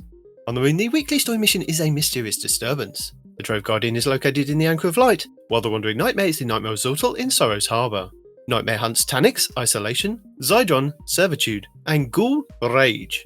The Altars of Sorrow start this week's rotation with the Nightmare of Zydron and the Heretic Rocket Launcher. On Europa this week, Phylax the Warrior will be the Empire Hunt, Asterian's Abyss will be the Eclipse Zone, and the Exo Challenge will be Agility. Dares of Eternity Expert difficulty rounds are Fallen, Hive, and Zydron. The Scatterhorn armor set and the Lightkin armor set will be available in Dares of Eternity with Weapon Set 3. Chroma Rush, Ignition Code, Grid Skipper, Farewell, Sonja's Tale, Shattered Cipher, Main Ingredient, Long Shadow, Last Dance, Toil and Trouble, Wishbringer, and Last Perdition. The Witch Queen weekly story mission is The Ghost, Altar of Affliction's Choice, and Altar of Affliction's Insight. The Wellspring activity will start the week on Defense, with the Arc Grenade Launcher, Tarnation, and Vazul Solar Scorn Chieftain as the boss. The Lightfall weekly mission is Downfall, the Partition mission will be Ordnance, and the Vex incursion will be Umshire Park. In the Pale Heart is the exotic class item mission Dual Destiny, and the 12 Guardian Match-Made Excision mission, with a Grandmaster version guaranteeing you the Ergosum Catalyst and an Ascendant Shard. The Lost Sector rotation for this week will start with Veil's Labyrinth on the Cosmodrome, Bay of Drowned Wishes on the Dreaming City, Skydock 4 on the EDZ, Bunker E15 on Europa, K1 Logistics on the Moon, Hydroponics Delta on Neptune, the Conflux on Nessus, Sepultura on the Throne World, and the Blooming Deep in the Pale Heart. All Legacy raids and challenges are now available all the time, and at present there are also no featured raids or dungeons each week, but you can find past raids and dungeons for their respective exotic weapons, with no weekly lockouts. Over on Kepler we have the Desert Perpetual raid, and Desert Perpetual Epic raid, with both versions dropping tier +3 loot, with the chance for the exotic rocket launcher Whirling Ovation to drop. Over on Venus, the new dungeon Equilibrium has the chance for the exotic combat bow Heirloom and the Dark Matter Crystal for the Praxic blade to drop. And as a reminder, the Sundered Doctrine dungeon over on the Throne World now falls under Legacy content, where you can now farm for the exotic linear fusion rifle Finality's Ager. The exotic mission rotator will be Operation Seraph Shield, with the Revision Zero exotic pulse rifle being the main reward, the Season of the Seraph's weapon set, and Ikelos weapon set, with the Warmind's Avatar armor set. The exotic missions, the Whisper and Zero Hour will also be available in the Legends tab. And that's it for the third week of Renegades. And people will know, yeah, so that's what's coming, and that's how the dawning works, which is nearly upon us. One of the other things that I saw on checking on the rotations was the reclaim missions that we got last episode with Ash and Iron. You know, we got the ones that were on the Plague Lands, and they rule up all the time in Ash and Iron. now with Renegades, they rotate those each week. So we had Cabal's Watch, Fallen Bunker, and something Keep. And we had Keep the first week. We had Cabal's Watch this week. So it should be Fallen Bunker next week. But again, it's something interesting that they're rotating stuff in and out of the portal. Yeah, and again, is this on a schedule? Is this intentional? All these things that would be nice to know. But yeah, I mean, it is at least nice that they are rotating things out, and it's not just, hey, that's what I think, like Noble said, that's why it's sort of Edge of Fate and then Ash and Iron was just sort of so dull, is you were playing the same activities forever. And even though, yeah, there were a couple more weapons and maybe a slightly different version of this, it really felt like I've been doing the same thing since Edge of Fate lost, with Edge of Fate launched, with just no real update, no real difference. It's like, how many times do you want me to run the same thing that is already, content I've already run 1,000 times? Yep. How many times do you want me to run this again just for a tier whatever weapon? I mean, some of my favorite guns are still tier 2 and 3 guns that I got like the first week that haven't been available again. Looking at you, your Tide Apex, and just that I've been running. I mean, I'm running obviously some of the later tier stuff too, but like sometimes I'll go back. I have a Giver's Blessing and a Yeartide Apex that I got the first week that I'm like, I love these. They're the rolls I wanted. I've never gotten, Yeartide Apex hasn't come back because it was part of that initial event with the solar armor and everything that was like here and gone and hasn't returned. So I'm like, well, I've got that because I can't get a better version. And the Giver's Blessing, I just didn't want to replay Edge of Fate's campaign 15 times to get that to the higher level. So I've been running around with those versions for a long time going, yeah, I'd take a higher version of this, but I don't need one. And yeah, the rotations are so nice to have. It would just be nice to know if they are rotations and to know, should I play this week because it's gone? Or is this now going to be up for the next 6 months? So, hey, take your time. There's really no rush to play this, quote, new content or new map or new version of something, because I've got until March to play it. Yeah, it's just ridiculous. It was ridiculous. It's not now ridiculous. It was just ridiculous the way it was done last time round. Now it feels a lot better. The rotation's nice. What we've got available to us is pleasant. I don't feel like there's so much that it's overwhelming, and I don't feel like that there's so little it's a bore. Yeah. Yeah, it would just, again, I mean, I feel like our evergreen gripe is just, tell me what's happening. Tell me where it's happening. Tell me what I can look forward to. Yeah. It's yeah. I mean, at this point, I just don't think we're ever, like you said, I don't think we're ever going to get that change. They're just never going to give us, a true, I mean, at least we get a TWAB every week. At least we get some communication, which just feels like that would be such a nice place to just, again, drop in. I don't need to know that, the week of December 13th is when this is going to come up. And also, has Mayhem been up this whole week, or did it just drop like today? I mean, I haven't, because I was playing with other people yesterday. I didn't really look at Crucible, and I normally will sort of look at Crucible just to play some matches of that. It's like I don't even know. Like, I mean, it does at least have a little like new marker on top of Mayhem and Relic, which I'd argue, I mean, neither of which are technically new, but at least new to the Portal. So at least they're calling out that, hey, this is a new to the Portal game mode. So props for that. Yeah. But I don't know if they've been up since Tuesday and I've just missed them this whole time. Because if I knew Mayhem was up this week, I would have jumped on and played more Mayhem. I think the only thing that's sort of disheartening then, though, is the fact that there's no reward for it. If you look, there's nothing there. Yeah. I think you're in game at the minute.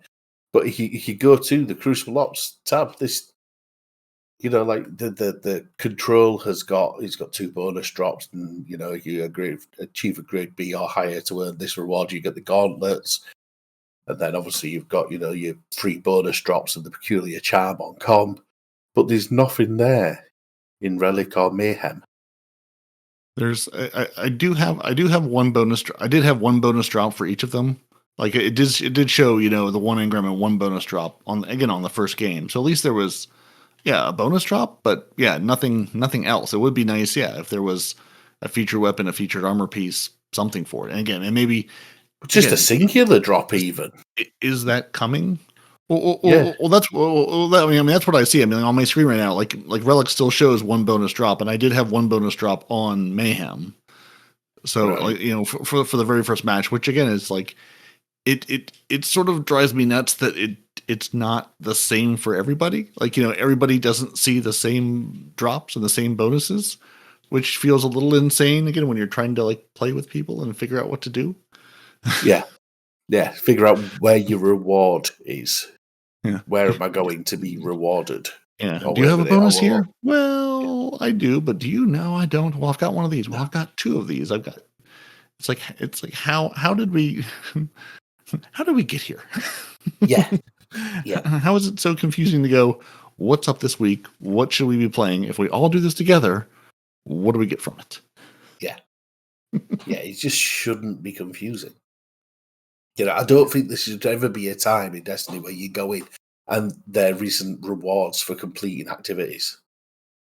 Yeah, well, They're at least on power. You know what I mean? I'm not saying that it needs to be a high-powered item or anything like that. You know what I mean? Don't make it so that you can gain out of it, but just dropping an item on power would be fantastic.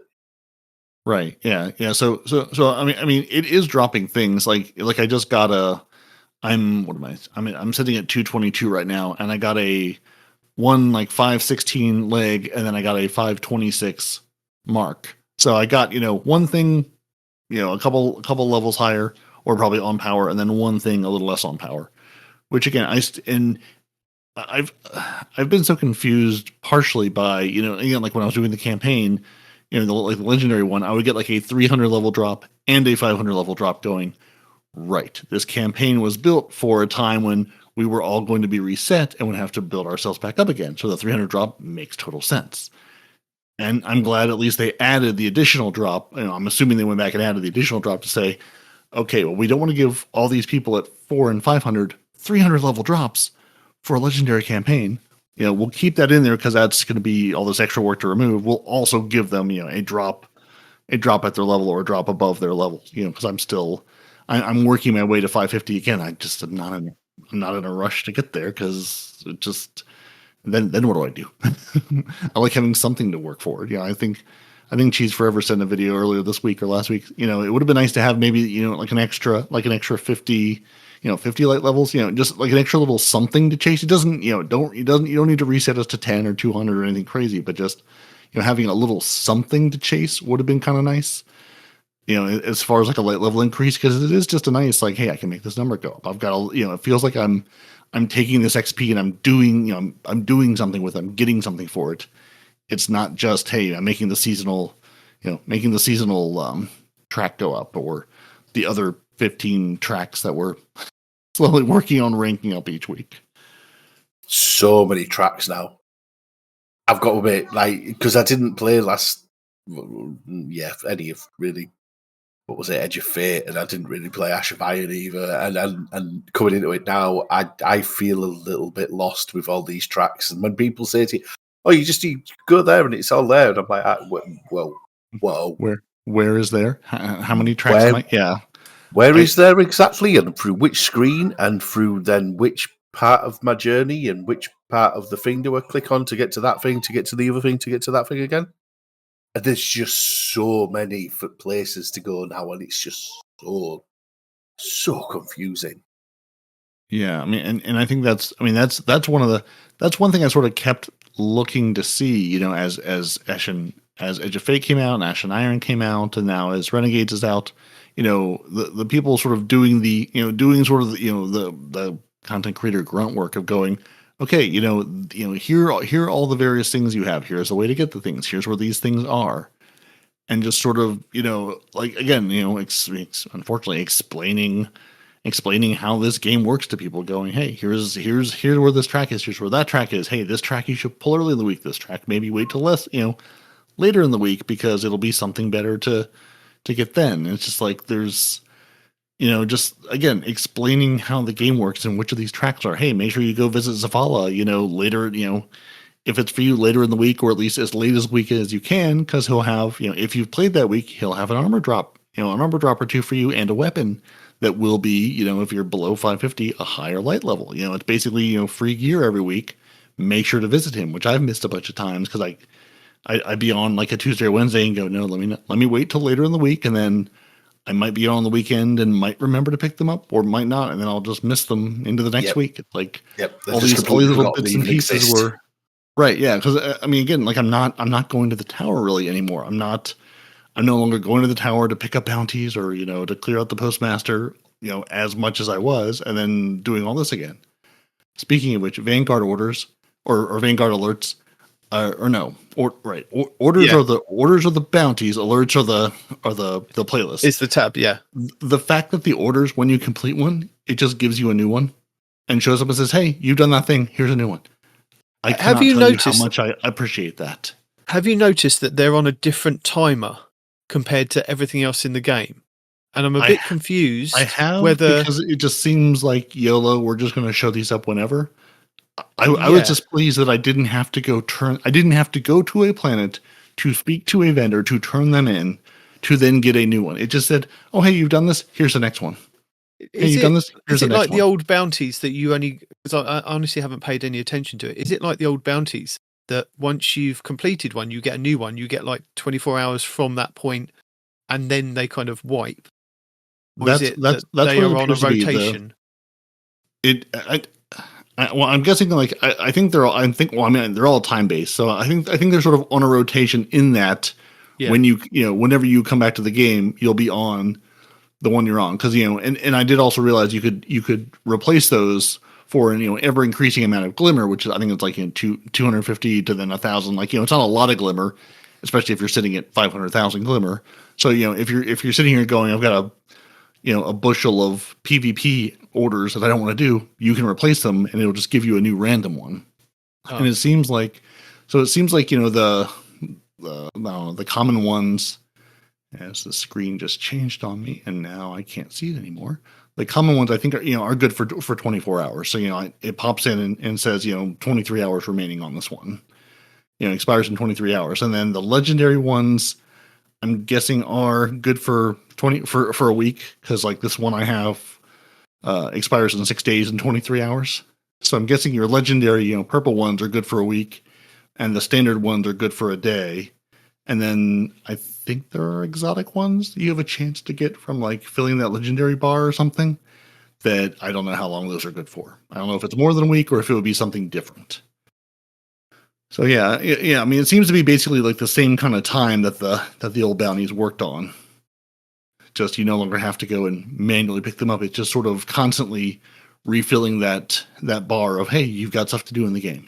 Here's a thing to go do. Go turn this in, and it'll tell you what your rewards are, or at least what rewards you have a chance to get out of. It's just the menu system's just shocking. Like you know what? You were just talking about all those different menus, etc. Right. And honestly, I was sat there and I was like, well, wait a minute, where's that? And I've just been, all the time you've just been talking, I've just been sat there like, where's those ones? Where's those ones? He's talking about orders. They're the ones, they're now the ones that renew all the time. They're the ones that I get a little box for when I complete them. Because you get a little box, so you open it up, and I was like, where's these other ones? Right. I'm sat here looking, and I'm like, oh, right there. If I press R1 for me, which for some reason they've hidden in this tiny little like seasonal hub, tiny little seasonal hub thing. I do appreciate it. It sort of shows you, like the big version of the orders, with the pictures, and you can mouse over to see what they are. But then if you hit, but you can't click on those. Clicking on those does nothing. You can hit X on the Xbox to replace them with a new one, but you can't open them. You have to hit the seasonal hub bar below that to get into the entire menu where you can see your orders on the left, and the overview of the objectives, and then that's where they hid the Vanguard alerts. You can't see, and that's a whole playlist of Fireteam Vanguard alerts, Arena Vanguard alerts, PvP, which has been Control all week, your Grandmaster, Exodus Crash, and then the Desert Perpetual Raid is in there. Yeah, they just and all of those have I think go do 3 versions of this and you'll get an extra complete activities, earn gear with a large power boost and increased gear tier. So like, there's a reason to go do these, and that's where they also threw the conquest and then your seasonal title of Conqueror. They hit it in this tiny little bar. Yeah, it's just like it makes no sense to me. No sense at all to me, doesn't that? No, this is my problem coming back now, because I feel like I've missed half of these things being added to the game, and now I'm sat here and I'm like, oh, wait a minute, where's that? And I mean, and like all these alerts and stuff like this is brand new. Like this is Renegades brand new. So I mean, this isn't even Ash and Iron. This is like you could have played all of the last expansion and still be confused as to where these are, because they throw them in here, and it's like, is this seasonal hub a menu I can click on? Is it just an information bar? Like I can't click on the 5 boxes above it to open the same menu. No, you have to click below that, which, I'm sure the people listening to us going, yeah, idiot. Of course, you click the thing and you get into the menu. It's not that serious. But it's just like for all of the like, hey, the portal's going to simplify and we're going to do this. And now I'm like, it really hasn't.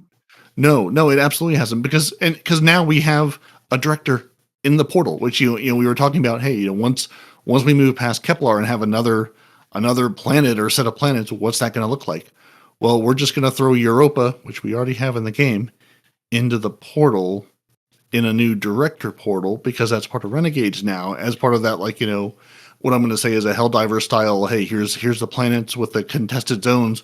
We're just going to throw all the stuff we have in the director into the portal. So now we have Europa in the portal and Europa in the director, but you can't get to the seasonal Europa.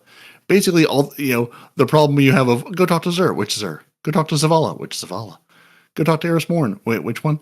Now we have that with planets. We have entire planets in 2 different places that offer you 2 entirely different things. Yep. And it's like, I understand that you didn't want to get rid of the director and keep all of that there for some reason.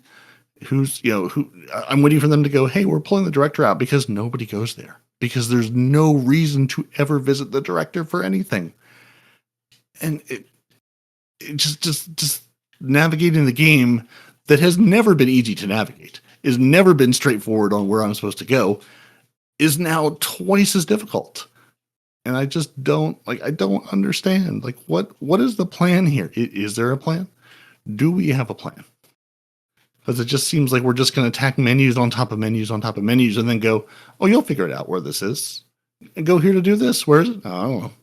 When we go to launch the dungeon race today, do I go to that little bar on the portal screen in the upper right that said out now for a minute yesterday, and now is saying coming soon? Like, do I go there to launch it? Do I go to the director? Do I go to the portal? Is there a sub portal menu? These are questions I shouldn't have to ask to play my video game. These are questions I can load into anything else and just say, I know where I'm going to go do the thing. Absolutely shouldn't be that difficult. It's like, have you guys learned nothing? It's a work in progress. Remember, it's a work in progress. We've just praised them for changing stuff really quickly. They are working on it. Yep. They are. They definitely are. They are. I don't understand why the portal came into existence. Well, you see, I think the problem was that Destiny was running on the idea of it was going to be one game forever, and that was the Luke Smith, Mark Noseworthy idea, is that they were just going to iterate on Destiny going forward. They didn't want to drop the 2; they just wanted to continue one game. And I think the problem is that as they left or were pushed out or whatever happened, new game directors came in, new visions of what the game was going to be overlapped with what that original the original vision was going to be for Destiny 2, which then have kind of intersected and clashed with that, and it hasn't made any sense, which is why we've ended up with what we've got at the moment, whereas they're now trying to redirect back to that original vision. But then saying that, we've now heard that there are possibilities of Destiny 3 being in the works, and I think that is also come about because of this whole Destiny 2 is in this like messed up state that it is. They were going down that Mark Noseworthy, Luke Smith route of this is what the game was going to be, and then through various different things have happened to the game and at Bungie that have kind of messed it up. So they're now kind of thinking, well, we need to carry this on, but maybe we do need a fresh start. Maybe that's why we've now had rumblings that Destiny 3 is in development. And if they can develop Destiny 3 and get a good like basis for Destiny 3 and not do what they did from Destiny 1 to Destiny 2, where they went, hang on a minute, we're just going to develop a game. I think if they continue with the best bits from Destiny 1 and Destiny 2 going forward, I think that would work. But I think that's the reason why we've ended up with the Portal and other things, and it's all kind of clashing. It's because it's various different people have come in with their own vision of, oh, this is where we're going to take the game, but it wasn't meant to be that. You see, you say that as well about them taking the best bits of Destiny 1 and the best bits of Destiny 2 and sort of doing it all and making a Destiny 3, but as it stands... Well, no. I'm not saying that. I'm saying when they went from Destiny 1 to Destiny 2, Destiny 1, as a community, we thought was, when it finished, it was in a better state than when it first started, and it was really, really good. But then when they were developing Destiny 2, they took it from the point of Destiny 2, they were like, well, we're going to get rid of this, we're going to get rid of that. We ended up with that stupid system with the two weapons, the two primary weapons, and the 4-player role crucibles, and it's like, this isn't what we wanted. We wanted to continue Destiny 1 into Destiny 2, but you guys took it from a point of way back when it wasn't, when you thought that this was going to be the esports version of the game, it was going to be amazing, and it's like, no, just, that's what I'm saying, take the best bits, not like redevelop the whole game again. No, but that's what I was wondering, because I was going to say, like, taking the best bits of Destiny 1 and Destiny 2. Well, I feel like we've got like Destiny greatest hits at the moment. They've brought that much stuff back from Destiny 1 into Destiny 2. It kind of really feels like that, you know. So I was kind of wondering where you were going with that as well, because I felt like that was already where we were. I mean that feels like where we are. Like you said, it is sort of everything from D1 has been ported into D2 practically. That, you know, is activity wise. Yeah. Well, that's what I was thinking. I was like, it's like a Destiny the greatest hits already. To be fair, you know, like how much more can we get a greatest hits album into this? Yeah, except for a particular raid that, of course, everyone wants to see come back. That Bungie said, no, we're never bringing it back to you. Well, they've killed it now anyway, haven't they? They've signed it off and said this is it. It's not coming back. They've literally shown you it's dead. It's gone. You know, they've killed Seaver off completely, haven't they? So they're quite done with that story. Yeah, but yeah, I'm very nervous about all of the Destiny 3. It's like, okay, so even if, and again, now I've seen the headlines, but I haven't read. I'd say news story, if there even is actual news, or if it's just someone mentioning Destiny 3 and then people running with it. Even if that is something that's like in early development. Because I mean, if it were anywhere nearer to anything, you know, Bungie would be talking about, there would be some hint of it. Like, it's gonna be years before we as players see any glimpse of this. And even, you know, even if they are working on it, where, you know, are we going to continue what we have because that's what we're familiar with? And then are we going to inherit all the same problems that we already complain about with Destiny 2 and 3? Because again, it's built off the older engine and all this other stuff, and it's duct tape things together. Like, in my mind, I'm like, if we're getting a Destiny 3, like, give me something new. Like, cut the cord entirely. Maybe figure out a way to bring my character over, but like, aesthetic wise and, fashion wise, but like, just make a clean break of all the extra stuff I've done and earned and whatever else, but like, give me something new. So you're not trying to figure out how to shoehorn, 15, 20 years at this point of, game into this new game. Like, give me a new modern thing that doesn't have to carry all the weight of all of this old stuff with it. And just give me a new experience. Give me a new Destiny and a new Destiny world. Like, let me go, you know how to make a good game. You know how to make a quality game that has so much to do and play. Like, but I don't want to have the same limitations that we've had this whole time that make us complain about it. give me something truly new. And I don't know. If and when we ever see a Destiny 3, it's not going to be for a while, and hopefully it'll be worth the wait, or Destiny 2 will be rebranded as Destiny Forever, or whatever they want to do with it. I don't know. Speculation on top of speculation. Who doesn't love it? I personally, like if they're going to do it, I've said this before. If they're going to do it. Make me wait. I don't care. Stop releasing stuff for Destiny 2. Stop trying to make an unhappy player base happy with the game. Just leave it as it is and say, this is what you've got. Patch it up here and there. Make a couple of changes, but just stop adding to it. And let people just have it as it is, like they do with Destiny 1. Nothing new's been added to Destiny 1 for years. Right. Just leave Destiny 2 in the state it's in, and let's go forward with a Destiny 3. My only real thing for a Destiny 3 personally would be, like, don't support the previous gen consoles. Right. Like it every time they mention, like, I see Destiny 1 on hey, we're bringing this down and Destiny 1's affected, I'm like, I forget the Destiny 1 is still up. Like, it is still a functional game that I could go play right now. I'm like, and yes, like, obviously some people are there, but like, why are we continuing with Destiny 1? Like, is there some part of Destiny 2 that needs Destiny 1 to exist, to function? Like, I can't for the life of me understand why Destiny 1 is still a functional game with the servers on that you can play today.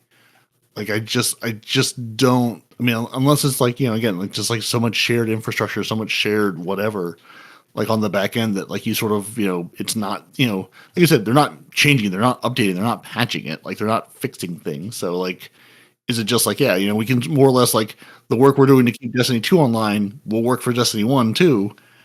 I'm always surprised that it's still up and running. I'm like, that game came out in 2014. It is now nearly 2026. Like, how, you did what you wanted to do with it. I feel like, Jolly. Like, again, is there anyone left playing D1 other than the streamers that are like, I'm going to go back and do this challenge or that challenge? Are there 6 other people in there running Volta class right now? I was last time I went on Destiny 1, I was quite surprised at how many people were still playing it. But I mean, I'm saying that was last time I went on Destiny 1. That's wild. And yeah, maybe it is the people on the old consoles, I guess. But yeah, like, it's wild to me that it's still a thing, and yeah, it still works on the last gen consoles. And maybe there's enough people there. They say, well, yeah, we're one of the few games that still works on the last gen consoles that people can play with, other people. And I don't know, it just continues to surprise me every time they mention it. And that they just have never pulled support for the old consoles. I've never said, hey, this is, the day has finally come. But again, I guess that would involve making changes. That would involve updating it. So yeah, which they're not. It surprises me that they've never done it with Destiny 2. I mean, they did it with Destiny 1. They cut down support on Destiny 1 of previous consoles because, Destiny 1 originally, it released on Xbox 360 and the PlayStation 3. Yeah. And they cut support for the Xbox 360 and the PS3. Yeah, at Rise of Iron, wasn't it? Yeah, Rise of Iron. You can still go back and play that. Yeah, you could, yeah. You can. You still can play up to that point. It's ridiculous. Yeah, you can, yeah. It's so funny. But it's like, why haven't we ever... I don't understand why we've never done the same thing with Destiny 2.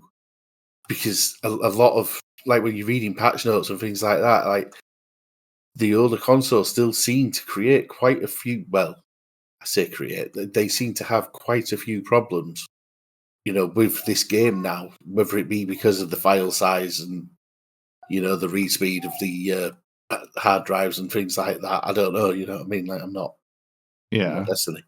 I'm not Bungie. Yeah. But it's ridiculous that we're still supporting it and we're still putting the effort into these old consoles. You know what I mean? As opposed to just saying, yeah, no, right, that day's done. You know, let's move forward with the game and with us technology sort of thing, and we'll just concentrate heavier on these. Yeah, I mean, Because surely it'd help us. Surely it'd help us if we weren't having to think about running this game on these older consoles. yeah. I mean, again, and that's again. I mean, if we're even dreaming about a Destiny 3, I mean, this you know the line in the sand needs to be something new, something modern, something you got to be drawing that line in like PS5, Xbox Series X, or whatever the next honestly realistically whatever the next iteration of that's going to look like. Because I mean, if we're building a new Destiny, it's we're not seeing this anytime soon. Like this is not a thing that's going to come out quickly. Like it just No. I don't know. It's again. I was amazed at well, I don't know. Again, I'm still not entirely sure how much truth I give to the Destiny 3. Someone said Destiny 3. It's like, well, yes, everybody would love to hear that, and they would love to know that this is under construction or being built or thought about or something. But I just I don't know how much credence I give to the like. Is it really? And even if so, it's years away. Like we're not like this is not coming. Christmas 2026. No, unfortunately not. Yeah, I mean, we would have said, hey, Sony tasks studio blah blah blah with building out the next Destiny. Like there would have been some news about some part of this. If Sony doing what Activision did and said, hey, let's grab some other studios and help them all work on this. Yeah, they've got a lot available to them where they could do that. Right, and it's like, but this information will be out there somewhere. Maybe they've done a very good job keeping secrets, but that also feels far fetched. Yeah. No, because they'd want to be built. So Sony, at the end of the day, are just the same as Bungie, and they'd want to be building hype in their game because, let's face it, it's what you do, isn't it? You build hype within your game. So if there was going to be something out there and it had been sort of whispered and leaked a little bit, you'd be building the hype up in the game and saying, yeah, okay, it's true, but yeah, we're going to do this, we're going to do that, we're going to do other. And they'd be giving out, an X, Y, and Z of, yeah, okay, it got out there earlier than we wanted it to. But yes, we are working on a new title. Or at least I think they would. Because it's been, I mean, we're saying all this, and I mean, I'm a big fan of another franchise of games, which is, the Assassin's Creed games. And that's been out there for a really long time, that they're doing a remaster of one of the Assassin's Creed games. Yeah. And it's only recently that's been confirmed. It's like, why? We've all been absolutely begging for it, and it's taken you all this time to confirm that we all already knew. We're all onto you. We know this is happening. I'm glad that you finally joined the rest of us in knowing what we already know. Good job. Yeah. Yeah, like why is it taking us quite so long to admit to this? Yeah. So as much as I'm saying, you'd think that they'd be plugging it and using that to, building that hype train. Actually, I don't know. Or at least, yeah. I mean, or at least, I mean, talking about it at all. Like there would be, we would be talking about news stories around, Sony tasking this studio, so Sony pulling this, hey, there's rumors that such and such studio is working on, a new Bungie project or something. But no, Jason Schreier will be out there going, hey guys, we're reporting on this thing that we just found out.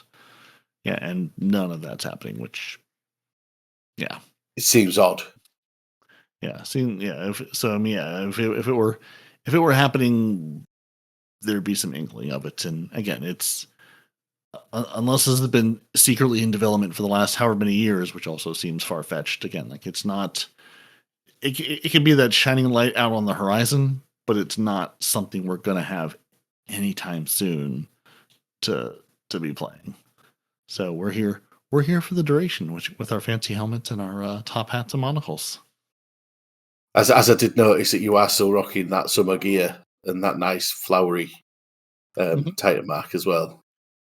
in my pool. Yeah. The pool Yeah. floaties and the little rubber ducky don't quite work with the Saint 14 mask. The scary helmet? No, they Mhm. don't.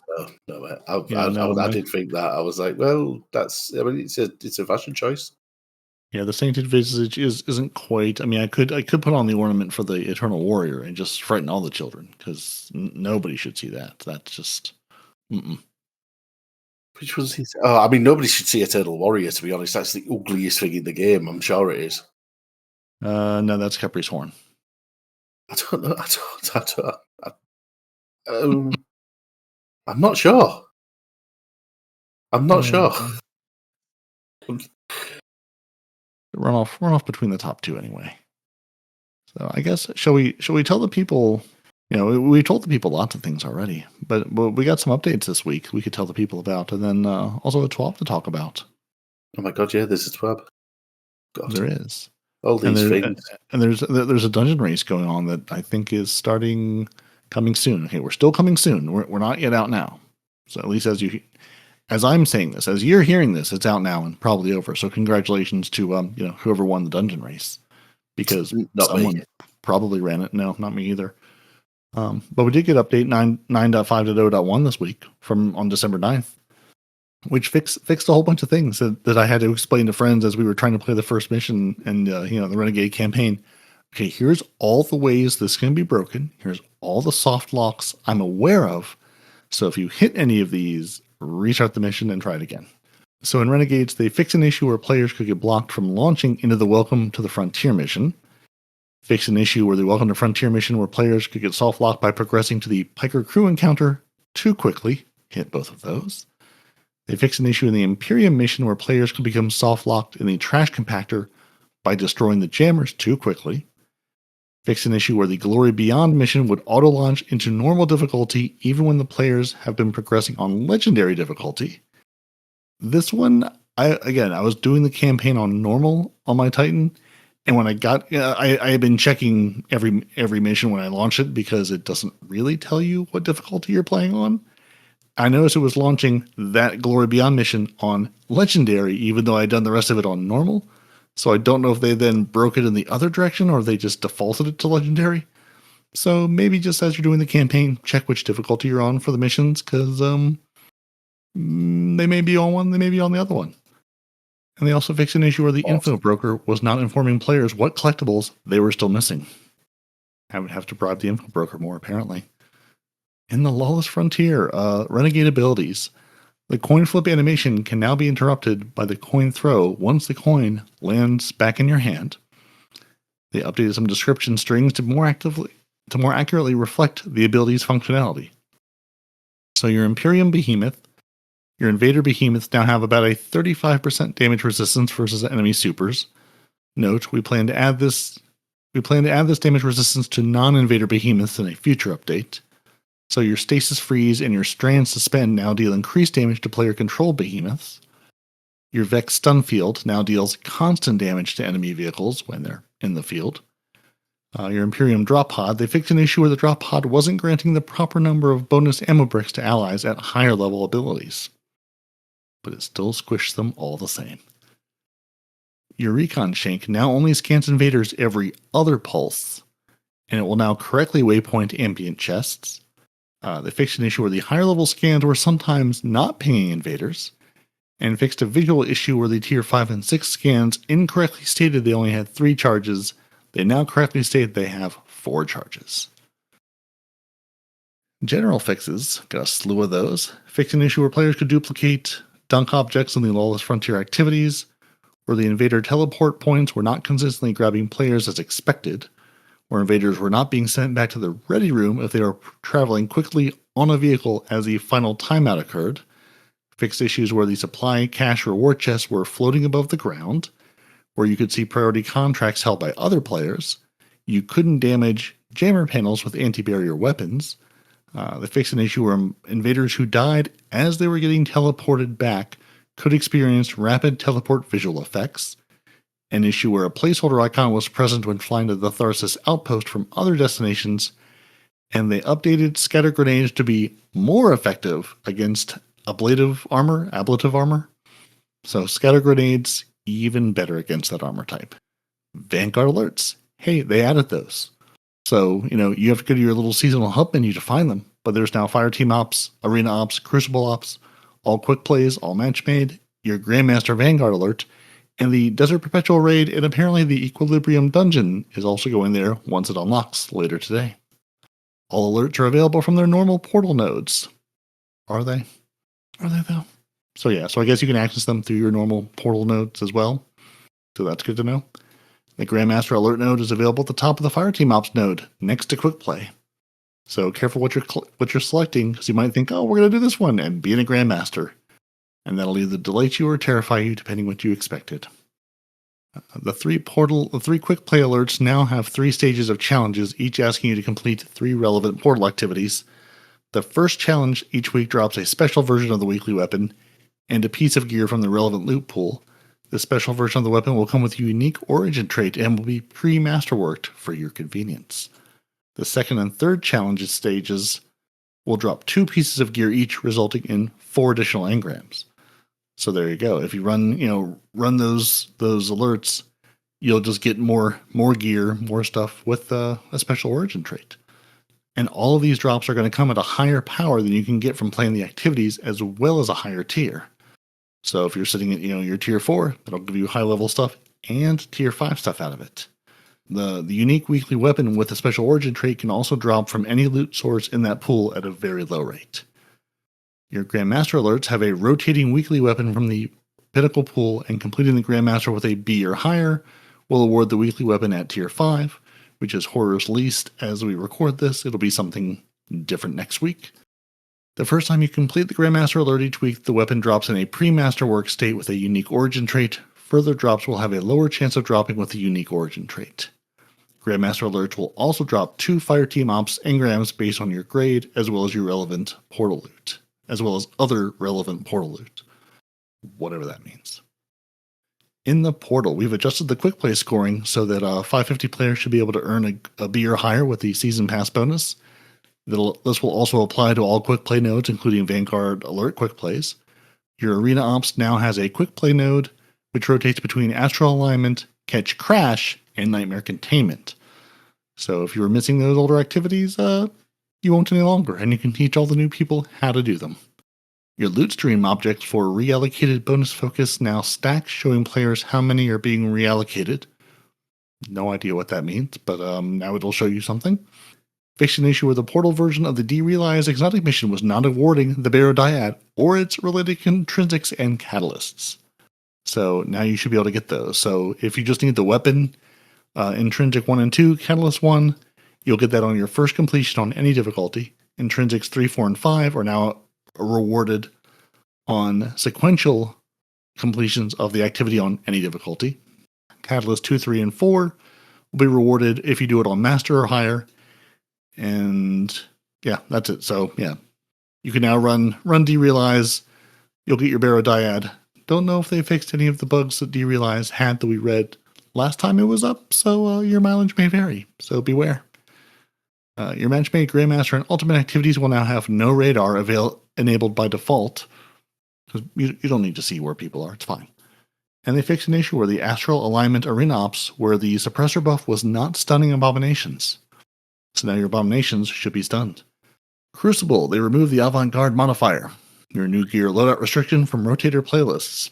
It's gone because new gear is basically meaningless. In Raids and Dungeons, they fixed an issue where the Desert Perpetual vendor was checking for space in the kinetic slot inventory instead of the energy slot inventory when players attempt to purchase the epic version of the Cusp Sepaternal? The Cusp Sepaternal. So now it should check for the right spot to give you your Cusp. And they also fixed an issue where players in the epic version of the raid of Cusp Sepaternal were unable to purchase higher tier versions from the raid vendor. And they have an edit. It says, edit, players will need to earn a new drop before being able to purchase the weapon, as the highest recorded tier earned needs to be reestablished on the vendor after the fix has gone live.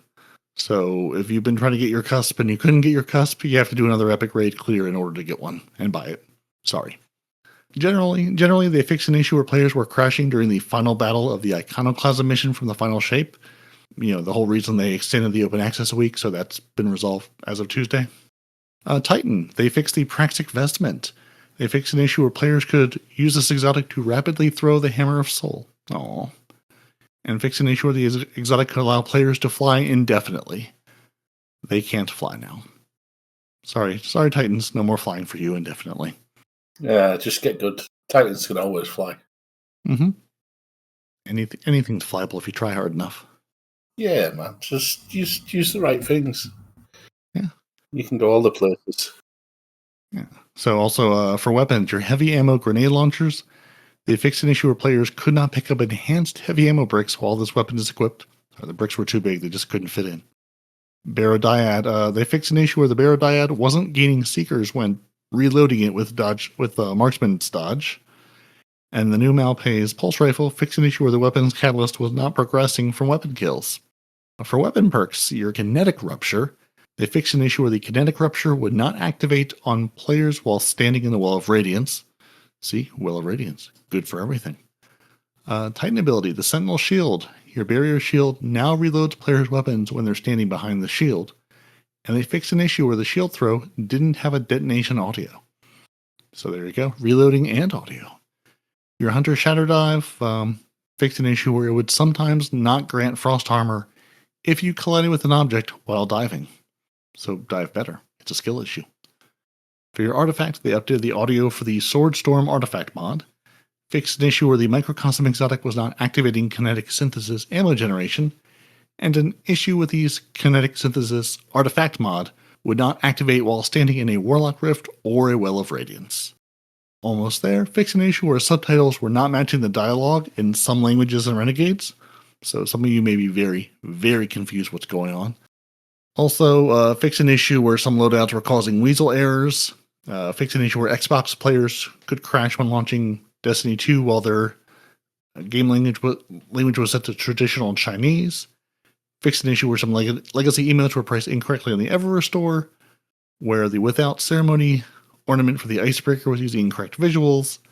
Fixed an issue where buying certain items from Xur were not contributing correct amounts to the weekly Strange Coin bonus purchase. And finally, Zavala's weapons, they would reset at unexpected times. So remember when I told you to go pick those up at the end of the week? Sometimes they were resetting at different times unexpectedly because Zavala's a sneaky, sneaky boy and does what he wants. So that was everything from Tuesday, from update 9.5.0.1. Now strap in, because we also got, on December 11th, update 9.5.0.2. Now here's a really long list, so get your drink ready. They fixed an issue where the junk vendor in the Tharsis outpost could drop dozens of armor pieces at once. We have restored this vendor's ability to drop armor pieces. That was the one that we talked about last week, where you could give him junk, but he would give you just like enough armor to clear out your entire postmaster and everything else. So he can now give you things, but not dozens of armor pieces. They fixed an issue where Renegade's armor could drop at a much higher than intended stats. Existing armor that dropped to these out-of-band stats have been adjusted so their stat peaks are now within normal ranges. So if you got the, quote, illegal armor from the vendor last week, no you don't, because now it's legal again. That sucks. And don't worry, the Equilibrium, they address activity issues that were found in the upcoming Equilibrium dungeon, which are, sorry, no spoilers. And that's update 9.5.0.2. So, 2 updates this week. Our dungeon is coming soon. Yeah, and they fixed something with the dungeon. So, something will be working better. Something will be working worse. You'll just have to find out what that's going to be. But when's our dungeon coming? Once Night Demon's well enough to hold the block button. Oh, Demon. And stand there and just hold the block button. So he's gonna be the stronghold titan who's standing there. We'll call respawn point. I'm gonna be the buddy warlock who's just gonna throw buddies out and lay waste to things and hope for the best. You're gonna be the something. I don't know what you're running yet, so don't know. I'll be the one running around looking at things and going, does that do something? No, that doesn't do anything. That doesn't do anything either. Yeah, I'll do that. What is that button? Because it's a button? Yeah, because Demon will be sat there doing all that dodgy stuff with his spinning around his sword that's apparently not about. Having watched all the videos to know what's going on and what needs to happen, and now we sat there saying, no, I'm not watching any videos. No, I'm not doing it. You can't hurt me. Nope, and we would never even try. We say we're just going to send you in blind. It'll be fine. What have you got to lose? I guess we should tell the people about the TWAB from this week too. I mean, I guess that's the thing that happened on the 11th of December. So yeah, we're getting ready for the dungeon race, which, I mean, you're either ready at this point or you're not. You've either crammed overnight for your test the next morning, or you're just like, YOLO, I'm going to fail it. It'll be fine. What do we got to lose? So hopefully next week, the Dawning event brings us together with their, quote, friendly exchange of banter and bullets. We've got the Equilibrium dungeon race this weekend. The Dawning's almost here. Ooh, they're refreshing the new player guide. Ooh. New dungeon, new Bungie rewards. Cosplay Cosmodrome moves to the lawless frontier. We're going to hunt down the system's most wanted and join creators in Oath of the Renegades. So we're going to join them on the thing that is halfway over when you tell us about it starting. Got it. So yeah, the Equilibrium dungeon race begins Saturday, so that's today. So again, you're either racing or you're not. You're either watching people watch the race or you're not. There's a trailer that you've watched or not. Again, I'm not here to tell you what to do. There's some really cool looking, not statues, trophies. Trophy's a word. The first of their kind engram trophy, emblazoned with your name for the 3 who get the world's first. That's a pretty fancy trophy. I like that. I think they look like drop pods. Me and Demon discussed this the other week. Ooh. And I think they look like drop pods, which really makes me think that I should have tried harder to get into the world's first, and I should really be a better player.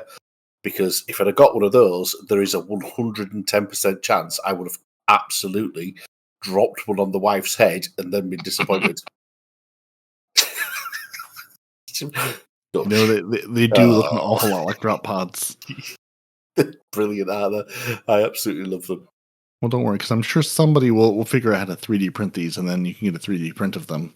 It won't be official, but you can still put your name on it and still drop it on your wife's head. Yeah. Which really, at the end of the day, that's the most important part, right? Yeah. Just when you don't hear from me again, you know what happened. If I send you a picture of a 3D printed version of one of those and go, look what I've got, and then that's the last message you ever hear. Yep. So, we'll know exactly what happened after that. Yep. She dropped in your head, and that was the last of you because you got squished. Yep, she will absolutely squish me. So, yeah, I do know somebody who's got a 3D printer recently as well. He sent me a really cool picture of some of the 3D printed the other day, and I said, you need to send that to Demon. Well, there you go. I mean, I think you should send him this picture and say, I would like one of these, please. He'll be listening. At squishable sizes. Yes. He'll be listening. He should know that I want one of those. Well, there you go. Get on it. There's also contest mode rewards, because, I mean, how could there not be? So in addition to the dungeon's new loot, completing the Equilibrium raid during the contest mode offers special rewards. Defeating all encounters of the dungeon before the mode ends, you can claim the heirloom exotic weapon, Dredgen's, and the Dredgen's Descent emblem. While I'm sad I can't have my own emblem for a Dredgen, that's okay. I have my blue screen of death emblem. Console myself with that. So yeah, it looks like is this a crossbow? Is this a gun? Is this a gun crossbow? I don't quite understand. I don't even know. It's got 2 scopes on it that are really weirding me out, because in order to look through one of those, what do? You hold the gun in your chest? And I don't understand it. I'm certain, again, because there's also a copyright Lucasfilm limited at the bottom of this. I'm sure that all the Star Wars nerds are screaming, "It's a this thing, it's a this gun that so and so used in this scene." So if you're one of those nerds, write in and tell us 2times100@hotmail.com. You can tell us how dumb we are for not knowing what this obvious weapon is that has 2 scopes and is a crossbow gun. But yeah, you can get the crossbow gun, and then Can I tell you now? Absolutely, it's Chewie's bowcaster. It's Chewie's bowcaster. I'm not saying that. Yeah. See, yeah, you really had to give yourself a dolphin. See, you can be disappointed in us like everybody else. So yeah, so clearly this is Chewie's bowcaster, as we all definitely knew from the start. Yeah, obviously we were just winding Demon up. Yeah, I mean it's a traditional handcrafted, bowcaster weapon belonging to the Wookiee Chewbacca. Obviously, he built it sometime, during the Battle of Kashyyyk. Yeah, I'm just going to stop trying to read this because there's all sorts of words I'm not going to pronounce during the Clone Wars. So yeah, obviously it's Chewie's bowcaster, which we all knew, and definitely Demon will edit this to make it seem like we knew what we were talking about. Absolutely no, he won't, because we just no, he won't. No, he's going to leave it in here so that we sound stupid. Yeah, and yeah, so Chewie's bowcaster, and which I know I've heard him say, and my brain still didn't retain that information. And then this lovely emblem, which I don't know. I just see Y as like people holding their hands in a Y, even though it's Dredgen themed in some way. There's no green. There's no coin. Come on now. Too much Star Wars, not enough Dredgen. So yeah, you can get those things for doing the contest mode, which I will not be doing. So I will have neither of those things. And as always, as soon as someone completes the world's first, the normal mode will go live for all the rest of us who just want to go in there and muck about.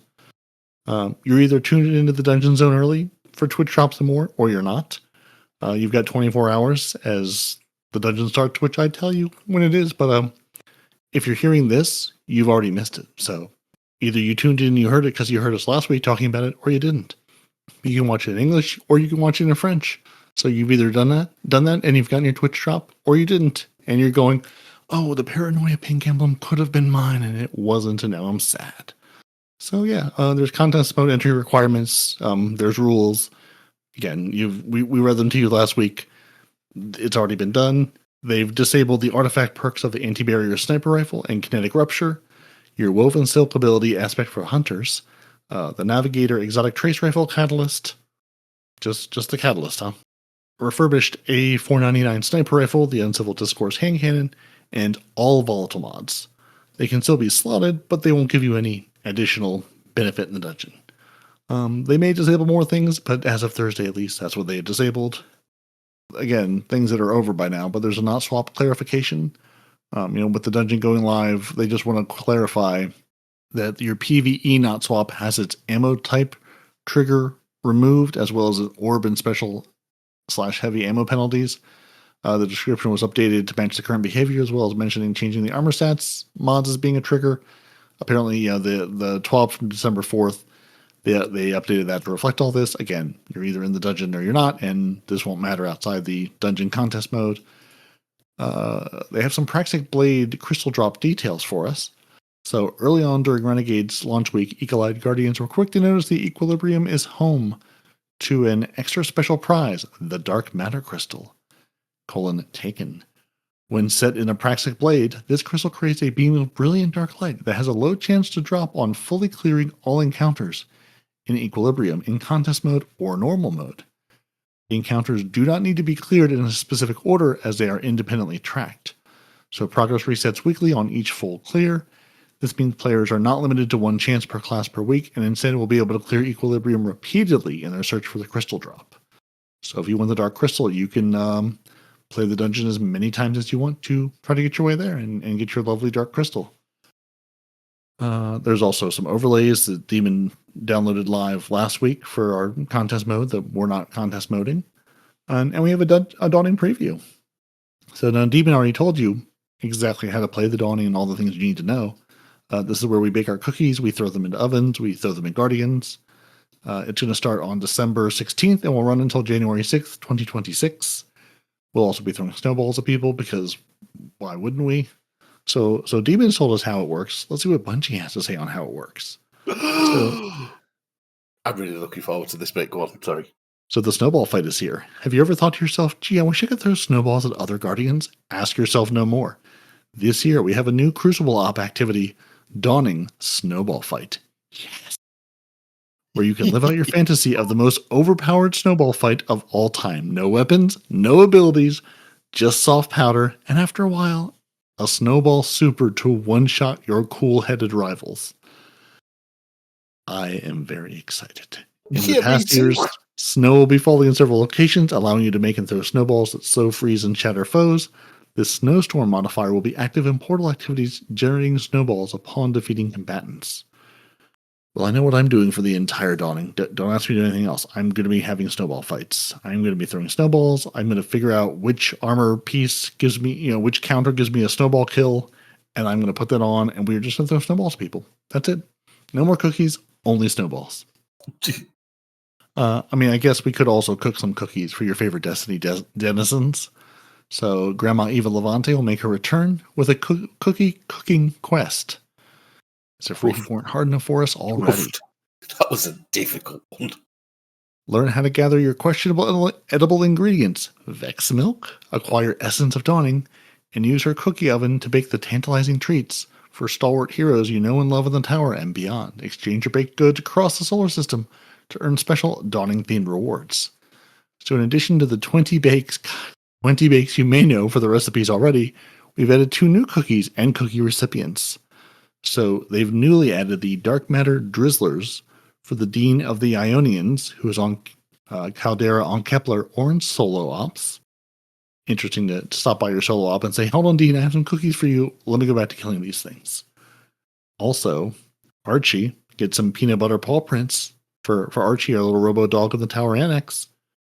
So those are our 2 new people. So Archie and the Dean get some cookies this year, in addition to Gahaler Doodles for Zavala in the tower. Here, we'll just do the people in the tower are Zavala for Gahaler Doodles, your Traveler's Donut Quest for your Traveler's Donut Holes for Ikora Ray, Telemetry Tapioca for Banshee 44, your Bright Dusted Snowballs for Tess Everest, your Classic Butter Cookie for Eva Levante, Dark Chocolate Motes for the Drifter, Vanilla Blades for Lord Shax, Lavender Ribbon Cookies for Saint 14, and the Elixir Birdseed for Soraya Hawthorne.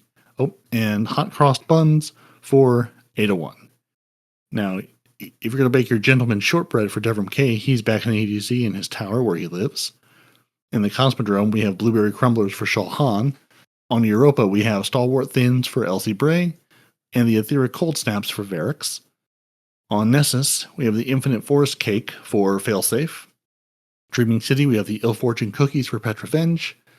Zur, now this is Eternity version of Zur. We have Strange Cookies for him. You can't give Zur cookies in the tower. Have to go to Eternity version. Your Ascendant Oatmeal Raisin Cookies go to Eris Morn on the Moon. I don't know why they don't just say the Moon. They say Luna.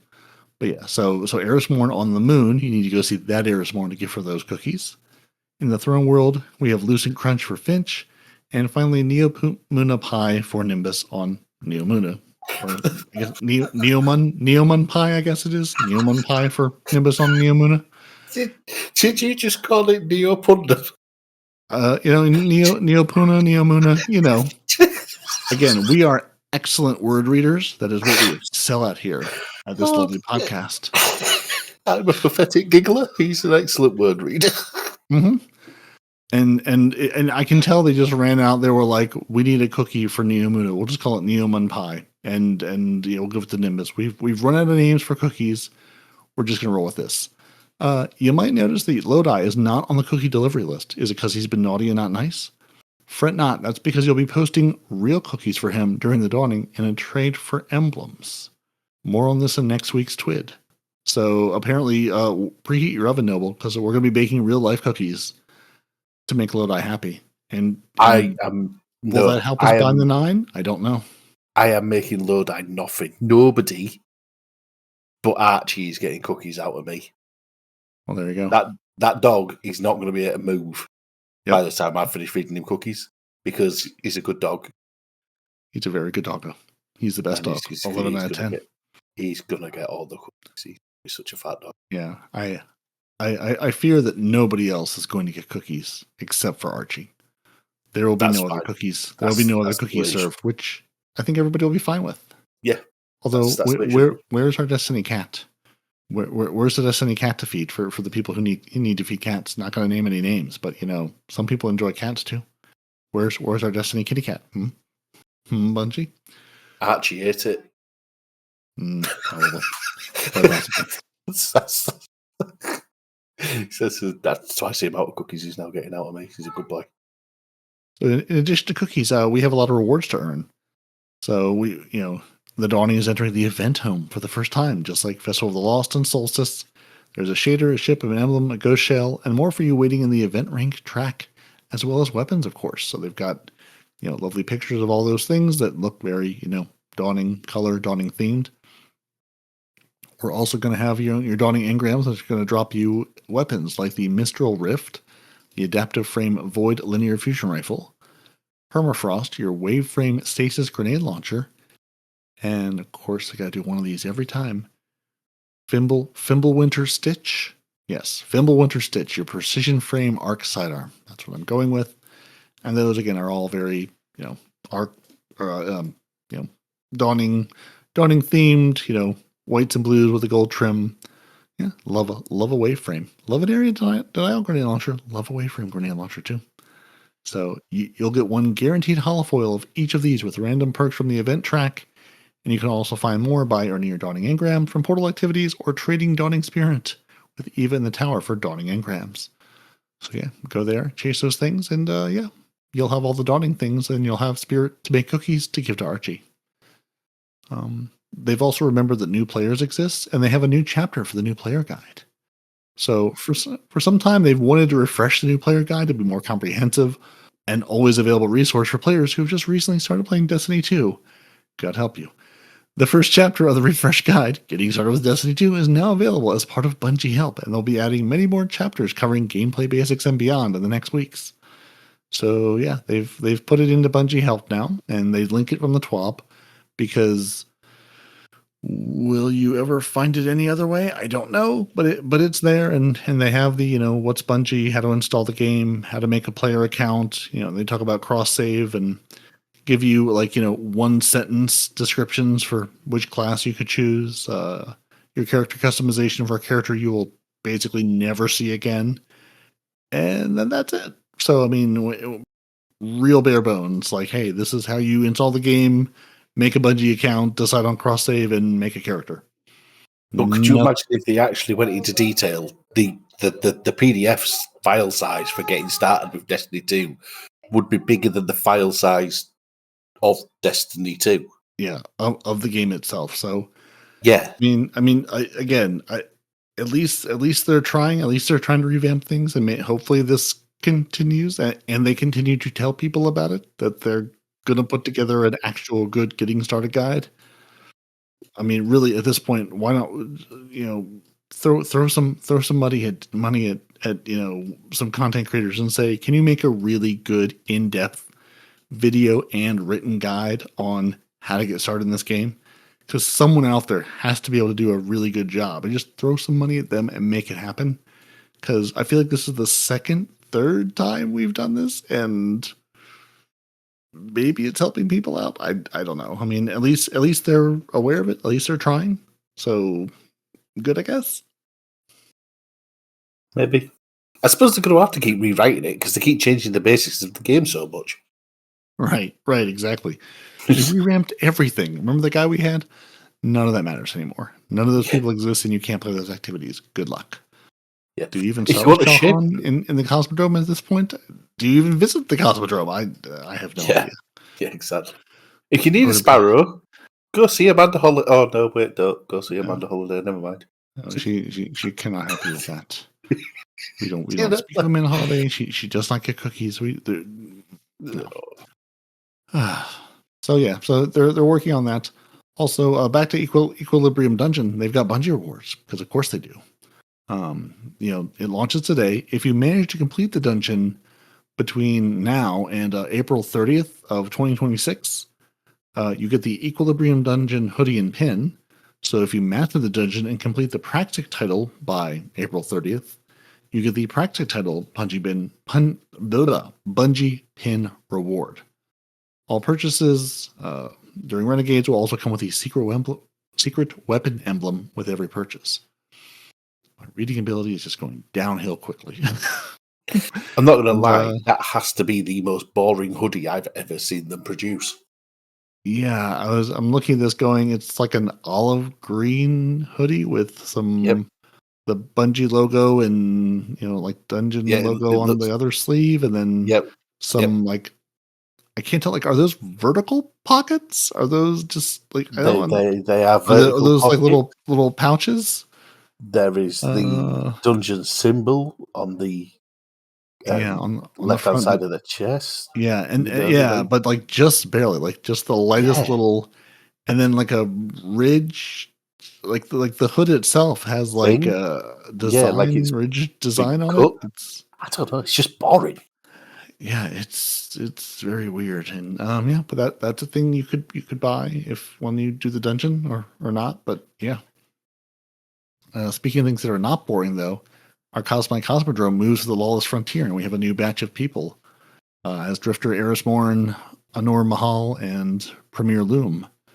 And if those names are said wrong, I don't care. That's how I'm pronouncing it, and that's what we're rolling with. We have Why did I do this to myself? Cosplayer showing off the Dredge and Bale by Cinders? Cinders? Boss Relics by Tingilia Cosplay. Yep, there we go. Yeah, there we go. Zephyrus, Yeah, the Autonomous Mind by Lily Bean and That's Enforcer easy. Rao by Kemi Chen 83. Even though we can't say their names, their cosplay looks amazing. So yeah, you should go check them out. And they have links to their like various AI. socials. No, they're beautiful. They're amazing. Cosplayers I know, are it's hardcore and simply yeah. crazy people. It just looks like AI. It looks simply completely insane. fake, doesn't it? It's amazing. Yeah, simply insane what people can do. They are ridiculous. So yeah, and again, they've got links to their socials. Check those out if you want to. If you don't want to, yeah, do what you want to do. I look at them. I'm just like, how do you make this real? Also, Bungie live action or animated show when? Yeah, right. 5th of never. Yeah. Also, in addition to the cosplayers, we can hunt down the system's most wanted. If you ever wanted to know about the big bad characters in Renegade, the Lawless Frontier, look no further. They've partnered with 5 artists to create a suite of wanted posters featuring the most notorious characters in Renegades. So we have Dredgen Bale by Valonia, Premier Loom by Volta, Enforcer Rao by Casey Rue, and Boss Relix by... Oh, that's a good one. Sheza Bobadino, and Zephyrus by Zephyrus the Autonomous Mind by Rakrufi. Yeah, that's what I'm going with. So yeah, I've seen those wanted posters floating around this week, and they are very cool. Yeah, they are. Yeah.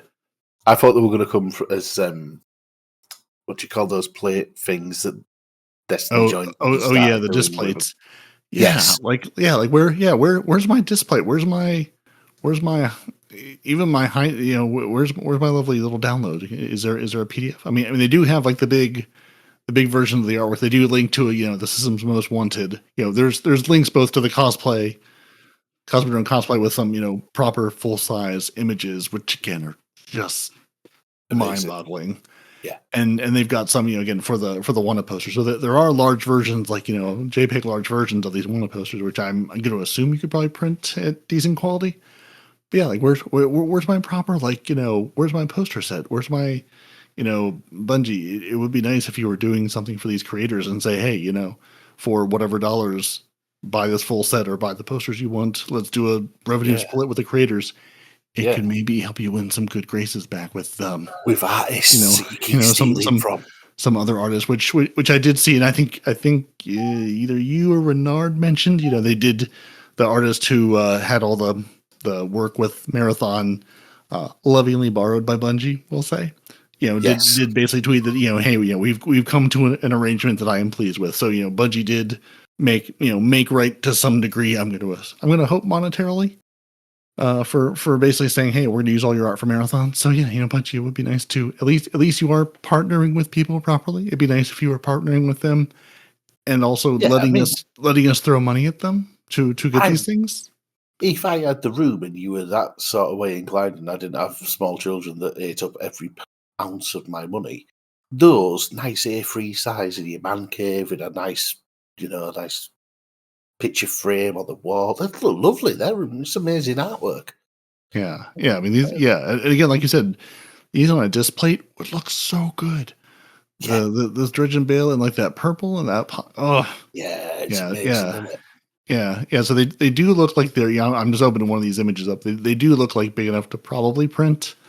I don't know. I don't know what letter and number designation your country uses for things. It confounds me, but a proper in this country, a letter size 8.5 by 11 inch piece of paper is like a quarter of what this is. It would take 6 of those to print this out. So they are big enough. Hopefully you could get a nice quality print of. But yeah, where's my display? Where's my Zephyr the Autonomous Mind on a display? That would look amazing. Yeah, come on, Bungie. Yeah, that would look fantastic, wouldn't it? But alas, we don't get those. But we did get cool artwork, so that's a win.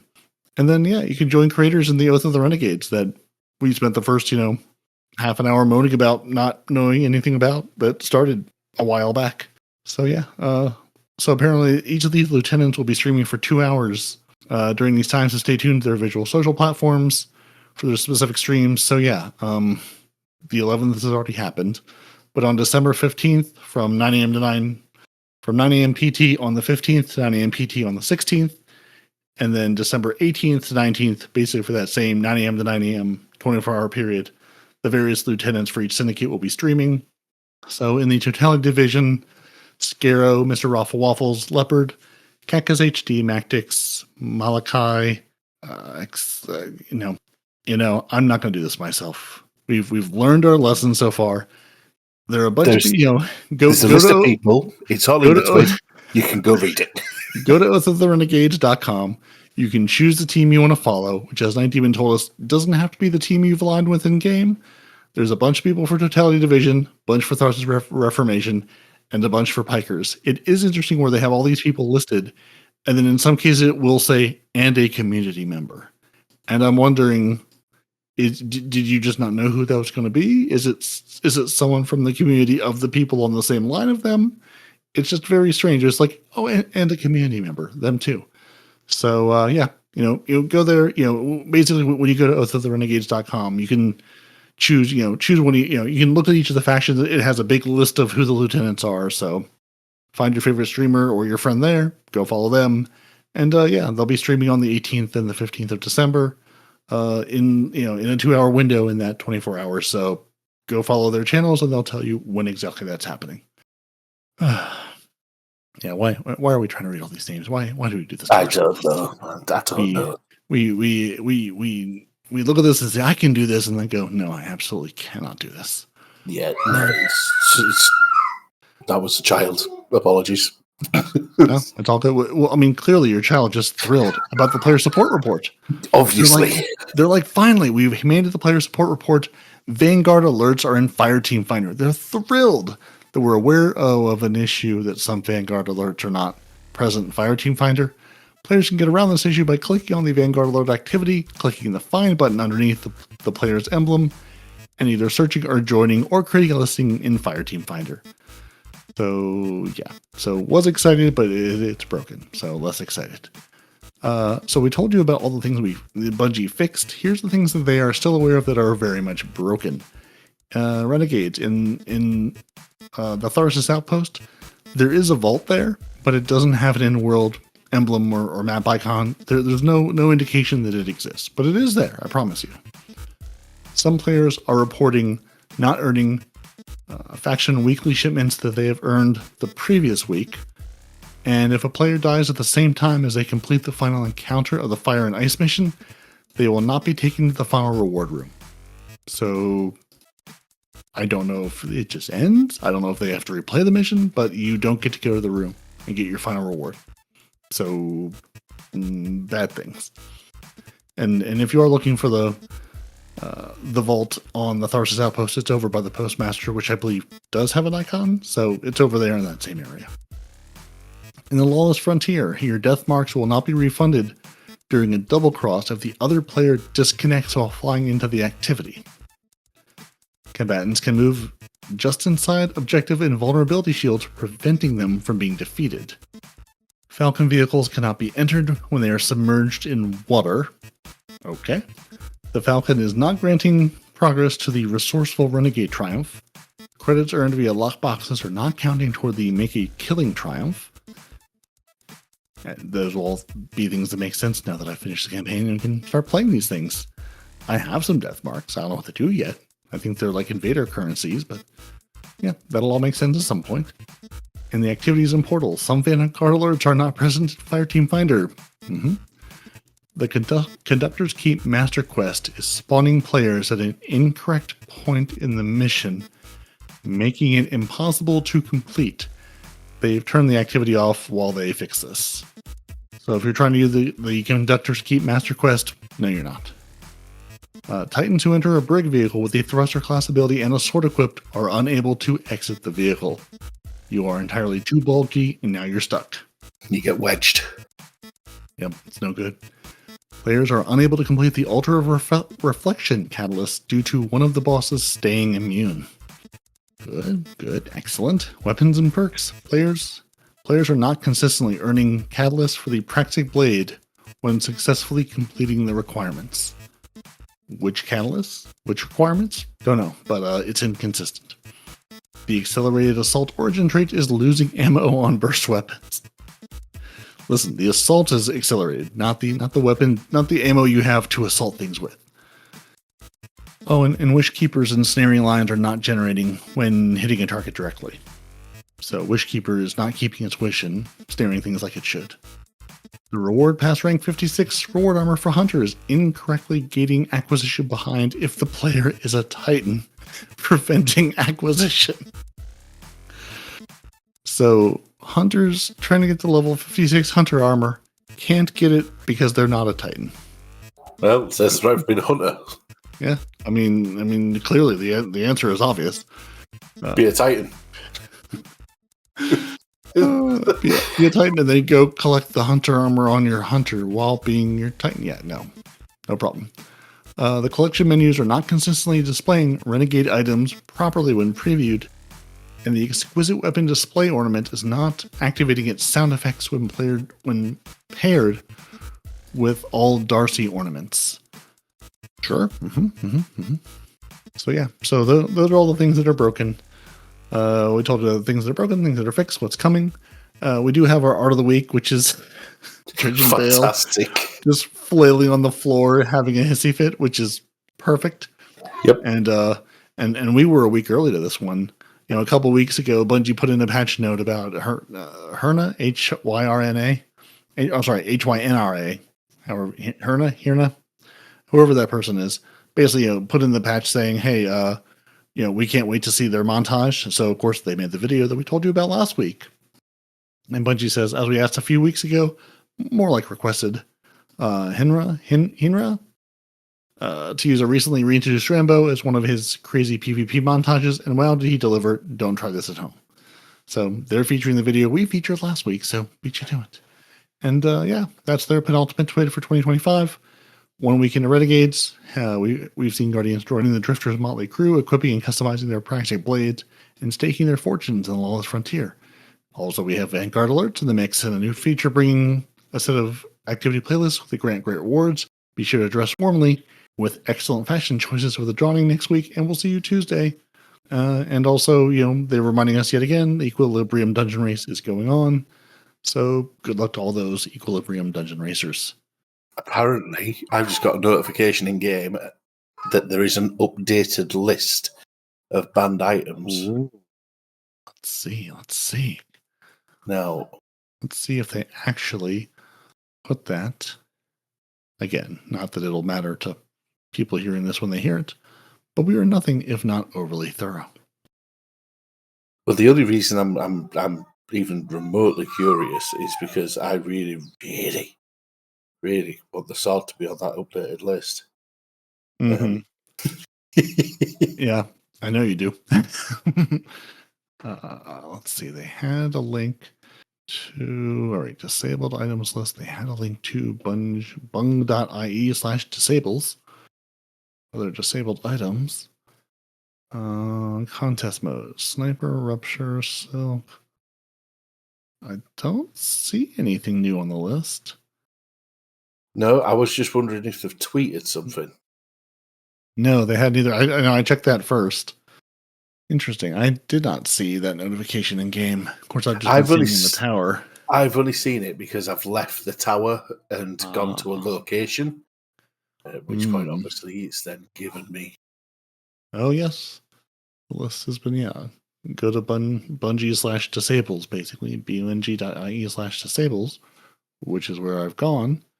But I still see the same contest mode disabled list. I still see the same anti-barrier sniper, kinetic rupture, widow silk, navigator catalyst, refurbished A499, and civil discourse, and all volatile mods.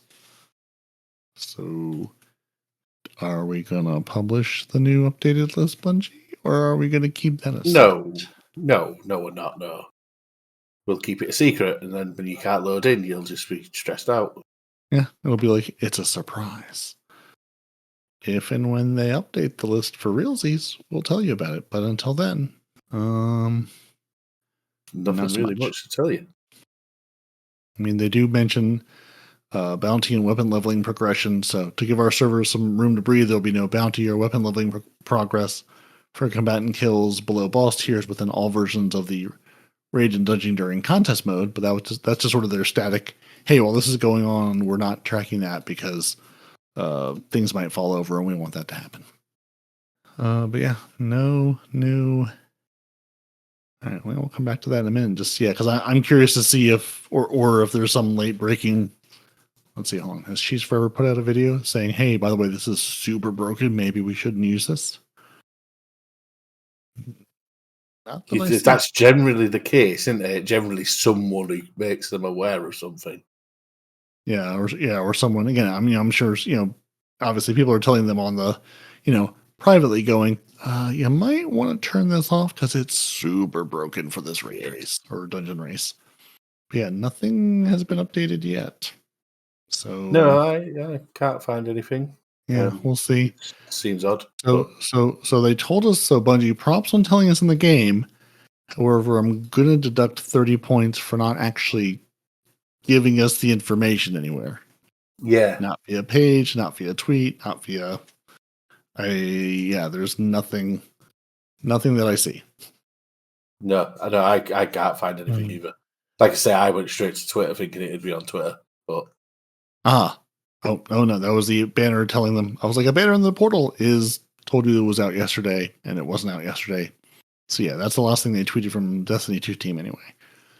So all right, while they're maybe or maybe not telling us about new things that are broken, possibly or not. Let's see. They did have a bunch of other things they wanted to tell us about this week via the socials. On the 6th of was that last? Okay, so last Saturday after we recorded, deployed a change to prevent players from launching into invasions before their final death mark token from their previous invasion had been consumed, resulting in bat errors. On the 8th, they told us about they're aware of an issue where players who own all 3 dungeon keys can still purchase the Light and Dark Saga Dungeon Key Pack. This is unintentional. Players who purchase this pack while owning all the dungeon keys at the time of purchase will receive a refund in the future. Result in issue where people in competitive Crucible were inconsistently getting rewards when hitting a B+ Diamond 2 score. Rewards should more accurately drop at the correct tier now. They told us that they turned off the Master Connector's Keep because it was broken. They will be implementing the following. They'll be implementing the following changes to Fire and Ice Exotic Mission in response to community feedback. Those changes will go live on the 16th with our next patch. Of course, it did not give me what they were. In the Fire and Ice Exotic Mission, basically, the mission for your Praxic Blade, they're going to reduce the time required to interact with the pyramid activators in the boss arena to 1 second. They're going to change the platforms in the boss arena to be solid on legendary difficulty and adjust their positioning to offer more protections on both difficulties. Thank you. Yeah, fix an issue where players were blocked from earning the upper hand or Hyperblade Catalyst for the Praxic Blade after acquiring one of the 2. So I guess if you got one, you couldn't get the other one. And all those are coming December 16th in update 9.5 to 0.3. So that's all being pushed next week. We also got, apparently, thanks on the 11th of December, they said, thanks to the feedback, we've investigated the crystal drop rates and found that the dark matter crystal cyan drops far lower than intended. It's meant to be rare, but not this rare. So we're monitoring the feedback and drop rates of other crystals. So far, the cyan appears to be the only outlier. So they basically said, hey, the dark crystal cyan is dropping super low rates. They're aware of it, but they haven't yet said they're going to do anything about it. So I assume the acknowledgement means we're going to tweak the drop rate at some point, but they haven't actually done that yet. And then they mentioned, hey, by the way, there was a banner yesterday saying the dungeon was out now. It was not actually out now because it's out today. We are sorry for this incorrectness. We have sacked the people responsible and attacked the team responsible for sacking them as well. And I don't think I'd ask you a stupid question like, have you watched any videos this week? But I know that's just a silly that's just a silly thing to say. Why would I even try? So I'll drop a couple here, and so these links will all be in the show notes, as always. But Scaro9 talked about, the Faction War community event, explained what it was, the Oath of the Renegades. What is this? Why is this? How is this? So if you're still going, what is this event? And to give me details, Scaro does a good job going over all that stuff. I'll drop in Esoteric's solo legendary exotic mission Fire and Ice, Praxic Blade. When I got to the point, there's a platforming bit, as there always is, and I simply could not be bothered to figure out where I needed to jump across the stupid ceiling tiles to get do the platforming. So I pulled up a video, and his was the first one I found, and I watched him show me where to go to get through that. So we'll drop that link in. I think that's the Esoteric video Demon wanted to mention, and if not, there will be another one. If you haven't already, you should run some solo ops. This may be the first and only time I say this, but the grenade launcher, the motif, what is this thing called? What's the full name of it? What's your full name? The motif -41. It is the Area of Denial solar grenade launcher. It is great fun. Go get yourself one. I have exactly one of them, and it has auto-loading holster and attrition orbs on it. And I've just been giggling my way through auto-loading, setting everything on fire, and creating 1,000 orbs. So it's good fun. Chablo 91 goes over it, but it's a reward from solo ops. So if you don't have any of them yet, the Area Denials are great fun. So pick one of those up. And I'm still not sure this is a build I'm going to use, but Calfeasance put out a build. This Void Titan build unleashes Arbor Warden's overshield potential. We talked about Arbor Warden and its Baronade last week. Now it gives you like three barricades when you use it. And I figured, hey, someone put a build together with it that seems like it could be a thing. So if you're also curious, hey, you can check out Calfeason's build about the Arbor Warden. Because I knew somebody out there would make one. So I'm glad someone did. So we can say, hey, go try their build out. Maybe it's good, maybe it's not.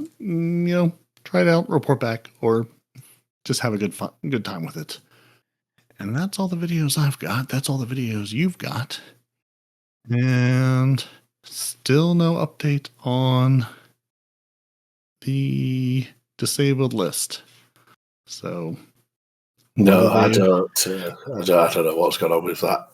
So whether they've actually added to the list of disabled things or not, could not tell you. But I still nothing on their socials and still nothing on the page itself. So we'll see if this was another oopsie. We sent an alert to everybody and for nothing, or if it was just a, hey, we're planning to update it, but maybe closer when it goes live. I don't know. But we're not going to wait for them to tell us what's happening. I think this is the point where we say thank you all for joining us, because you know who's here this week? Our lovely patron Noble, who is here to help hold down the fort with our poor flu-ridden night demon. Who is our marvelous patron, just like Renard Calant, who cannot be threatened with a good time, who was very grumpy that we talked about all the Star Trek and got lots of things wrong, because, we're just here to say things. We're just here to farm the engagement. We provide you news, we provide you entertainment, and we say at least 3 or 4 things that are going to make you mad each episode, so you'll come back next week so you can yell at us for being so wrong and forgetting the name of every single thing in this game. Yep. Our grenade throwers, Wart Wizard, Golden God 1562, the man from Texas, Feral, and of course Noble, throwing their grenades and also screaming at their cars' dashboards going, the name of the mission is this. The gun is called this. But also understands that the moment you're behind the microphone, it's like gone. Noisy Cricket. Boop, there's that flash, and then your brain just shuts down and you go, yep. I knew the name of this yesterday, but I cannot tell you the name of this today, for it has simply left my mind. Gone forever. Just like we are, until next week. So thank you for joining us. Your Titans are Peroty and Noble. Night Demon gave you all the updates, and hopefully he'll feel better next week and can actually tell you things without, suffering through the flu. Wherever you want to find us, search Two Titans and a Hunter. Email the show, twotitansandahunter@hotmail.com. Give us your feedback. Have you used the Arbor Warden? Have you played Mayhem? Did you know Mayhem was a thing? You should go to YouTube. You can get each new episode, 8 to 1 video, Eververse goods, and all the best ways to bake your cookies, because we're going to have all that good cookie knowledge. Archie will be so fat, just like me. I get a cookie, Archie gets a cookie. I get a cookie, Archie gets a cookie. That's how I plan on. No, I can't afford to feed Archie like that. No, I mean, I think you should. I think you and Archie should eat the same number of cookies. That's how I do it. I figured that was a proper way to do it. I wouldn't fit out of the door if I did that. I'd look like one of those, remember Weebles? Those Weebles wobble but they don't fall down. I would be one of those. Well, yeah, so that sounds fine. You won't fall down. That seems perfect. So yeah, you won't get out the door, but you also won't fall down. Don't put me get up to fall down. Well, I mean, if you get up and then you fall down, they're never going to keep you down. So yeah, you can find this show in all the show notes, TwoTitans.com. If you want to join the Patreon, patreon.com/TTH. If you want to throw us a more casual encounter, buy us a coffee, coffee.com/TwoTitansAndAHunter. And one of these days, twitch.tv/TwoTitansAndHunter will be a thing. And there will be streams. I can't tell you when because it's a secret, and I just don't want to tell you. So yeah, with about 6 minutes to go until the official Dungeon Zone stream starts. Good luck to everybody running it, and until next week, some version of us will be back to tell you what's going on in Destiny. Tell the people goodbye, Noble. Goodbye, Noble. No, goodbye, everybody.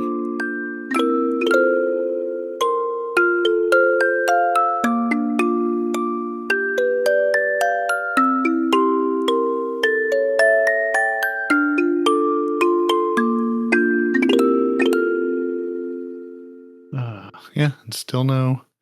All right, Bungie. We gave you as long as we could, and there's right. This is typical Bungie. The Twitch stream countdowns. The stream will be starting soon. 5.5 minutes to go, and still nothing on your official disabled thing page, and nothing on the social. So we tried. We tried to give the people the information up until the 11th hour, but you just said no. We're not going to tell you. I'm even on their website. I'm even on Bungie.net. I'm looking at updates, all news, Destiny. But I even looked at Marathon. I don't know why. Yeah, No. I found the link in the TWAB, to the disabled items list, where I would assume would be the first place they would put the list of disabled items, because they point people there in the TWAB. They say, hey, go check this for the most up to date version. Yep, and there's nothing there. Yeah, just the same things that were in the TWAB. So they're up to date. It seems like it might be out of date. Yeah. Damn it. And we got to the end, and I had one more thing to mention, and I forgot all about it. It's still recording. Go for it. It is still recording. That's right. So yeah, so we did have one more. So sorry, Demon. You can drop this in or save it for next week. It doesn't really matter. Depends how well you feel to edit. So we did have one more roundup thing that I saw this week. There wasn't a lot on Reddit or anything else. But I did see, because I think we had sort of speculated about, the Destiny Massive Breakdown's crew of Mercules and Kekecha were also big Star Wars fans. And Mercules is now a weapons designer at Bungie. So we were like, I wonder if he had anything to do with, the Star Wars things. And on Reddit, somebody posted, hey, the third iteration should be switched to a heat weapon. Given the reload animation of the third iteration, and the new introduction of heat weapons, it should definitely be switched to a heat weapon. That is all. And one of the replies was Mercules 904, associate weapons designer, who said, hello there, just stopping by, as I'm the designer of both the third iteration and the heat system in D2, and so I've got a bit of skin in the game. We'd love to do that, but in the back end, unfortunately, it's not quite as simple as it may seem, like it so often is. Third iteration was a bit of a hybrid, in that we use existing parts and kit bash them together, so to test a bunch of stuff in preparation for the real heat system, which was built later. So because of that, the third iteration is extremely bespoke in terms of how things like the audio, the visual effects, the animations, and even the perks are set up. Swapping it over to the heat system would likely result in having us to rebuild almost the entire weapon from the ground up to use the new system's parts. That's quite a bit of work for multiple teams to bite off, so while I won't say we'll never do it, it may have to wait for a more opportune time. And someone else, replied, I was wondering if the exotic was a precursor to the heat system, and that's cool to find out. It's such a fun gun. Props to you, man. This might seem like a stupid question, but did the third iteration get inspiration from the Cerberus +1 for the way the bullet spread works, just in the form of a scout rifle? And Mercules responded again, saying it did take a lot of mechanical inspiration from Cerberus. The initial fantasy for the gun actually came from a desire I had to blend a little bit of patience and time mechanics from D1 with a weapon that could be rapid fired up close, but still used effectively at long ranges once you paced your shots. So yeah, just a little bit of insight, sort of confirms our yes. Mercules was the builder of the third iteration and the heat system stuff for the Star Wars expansion, which I'm sure is just dream come true. And the Cerberus +1, I hadn't made that link to the other stuff, but cool that somebody else called it out. And yeah, that was sort of the inspiration on that one, and Patience and Time, which I remember as a gun from D1, but I do not remember details from it. Patience and Time in Destiny 1 was a sniper rifle where you used to squat down and aim down sights. It said you invisible. It's one of the weapons that a lot of people used to use to get through the lanterns on Crota Solo. Oh, interesting. Okay. And as a sniper rifle, that's why I don't remember it. Do I have two of them sitting in my vault? I absolutely do, as I'm checking Dim from D1. Yeah. Okay. Well, there we go. Yeah, Patience and Time from D1. That was me actually remembering what it was that a weapon did while on the podcast, doing basically what I do in the car. Yeah. See? But fully managing to do it. Well, see, it's magic. See, because we did the ending, so now it's basically like we're just hanging out, we're just having a conversation. We're no longer in podcast mode. So see, now the memory works. Stress is off. If this were proper podcast, you never would have remembered. Yeah, not at all. I may have to leave this clan because there is a rabbit of Carbonog sitting in the Titan. I can't read. I can't speak. Why am I on a podcast? This is stupid. There is a Titan in the tower, and the name is Rabbit of Carbonog from Holy Grail, and who is in the Knights Who Say Knee clan. So I think this is my new hero. I need to follow him into victory, into battle, because I mean this is clearly just what's. I'm not saying that I need to see this, but I'm currently joining your fire team to have a look.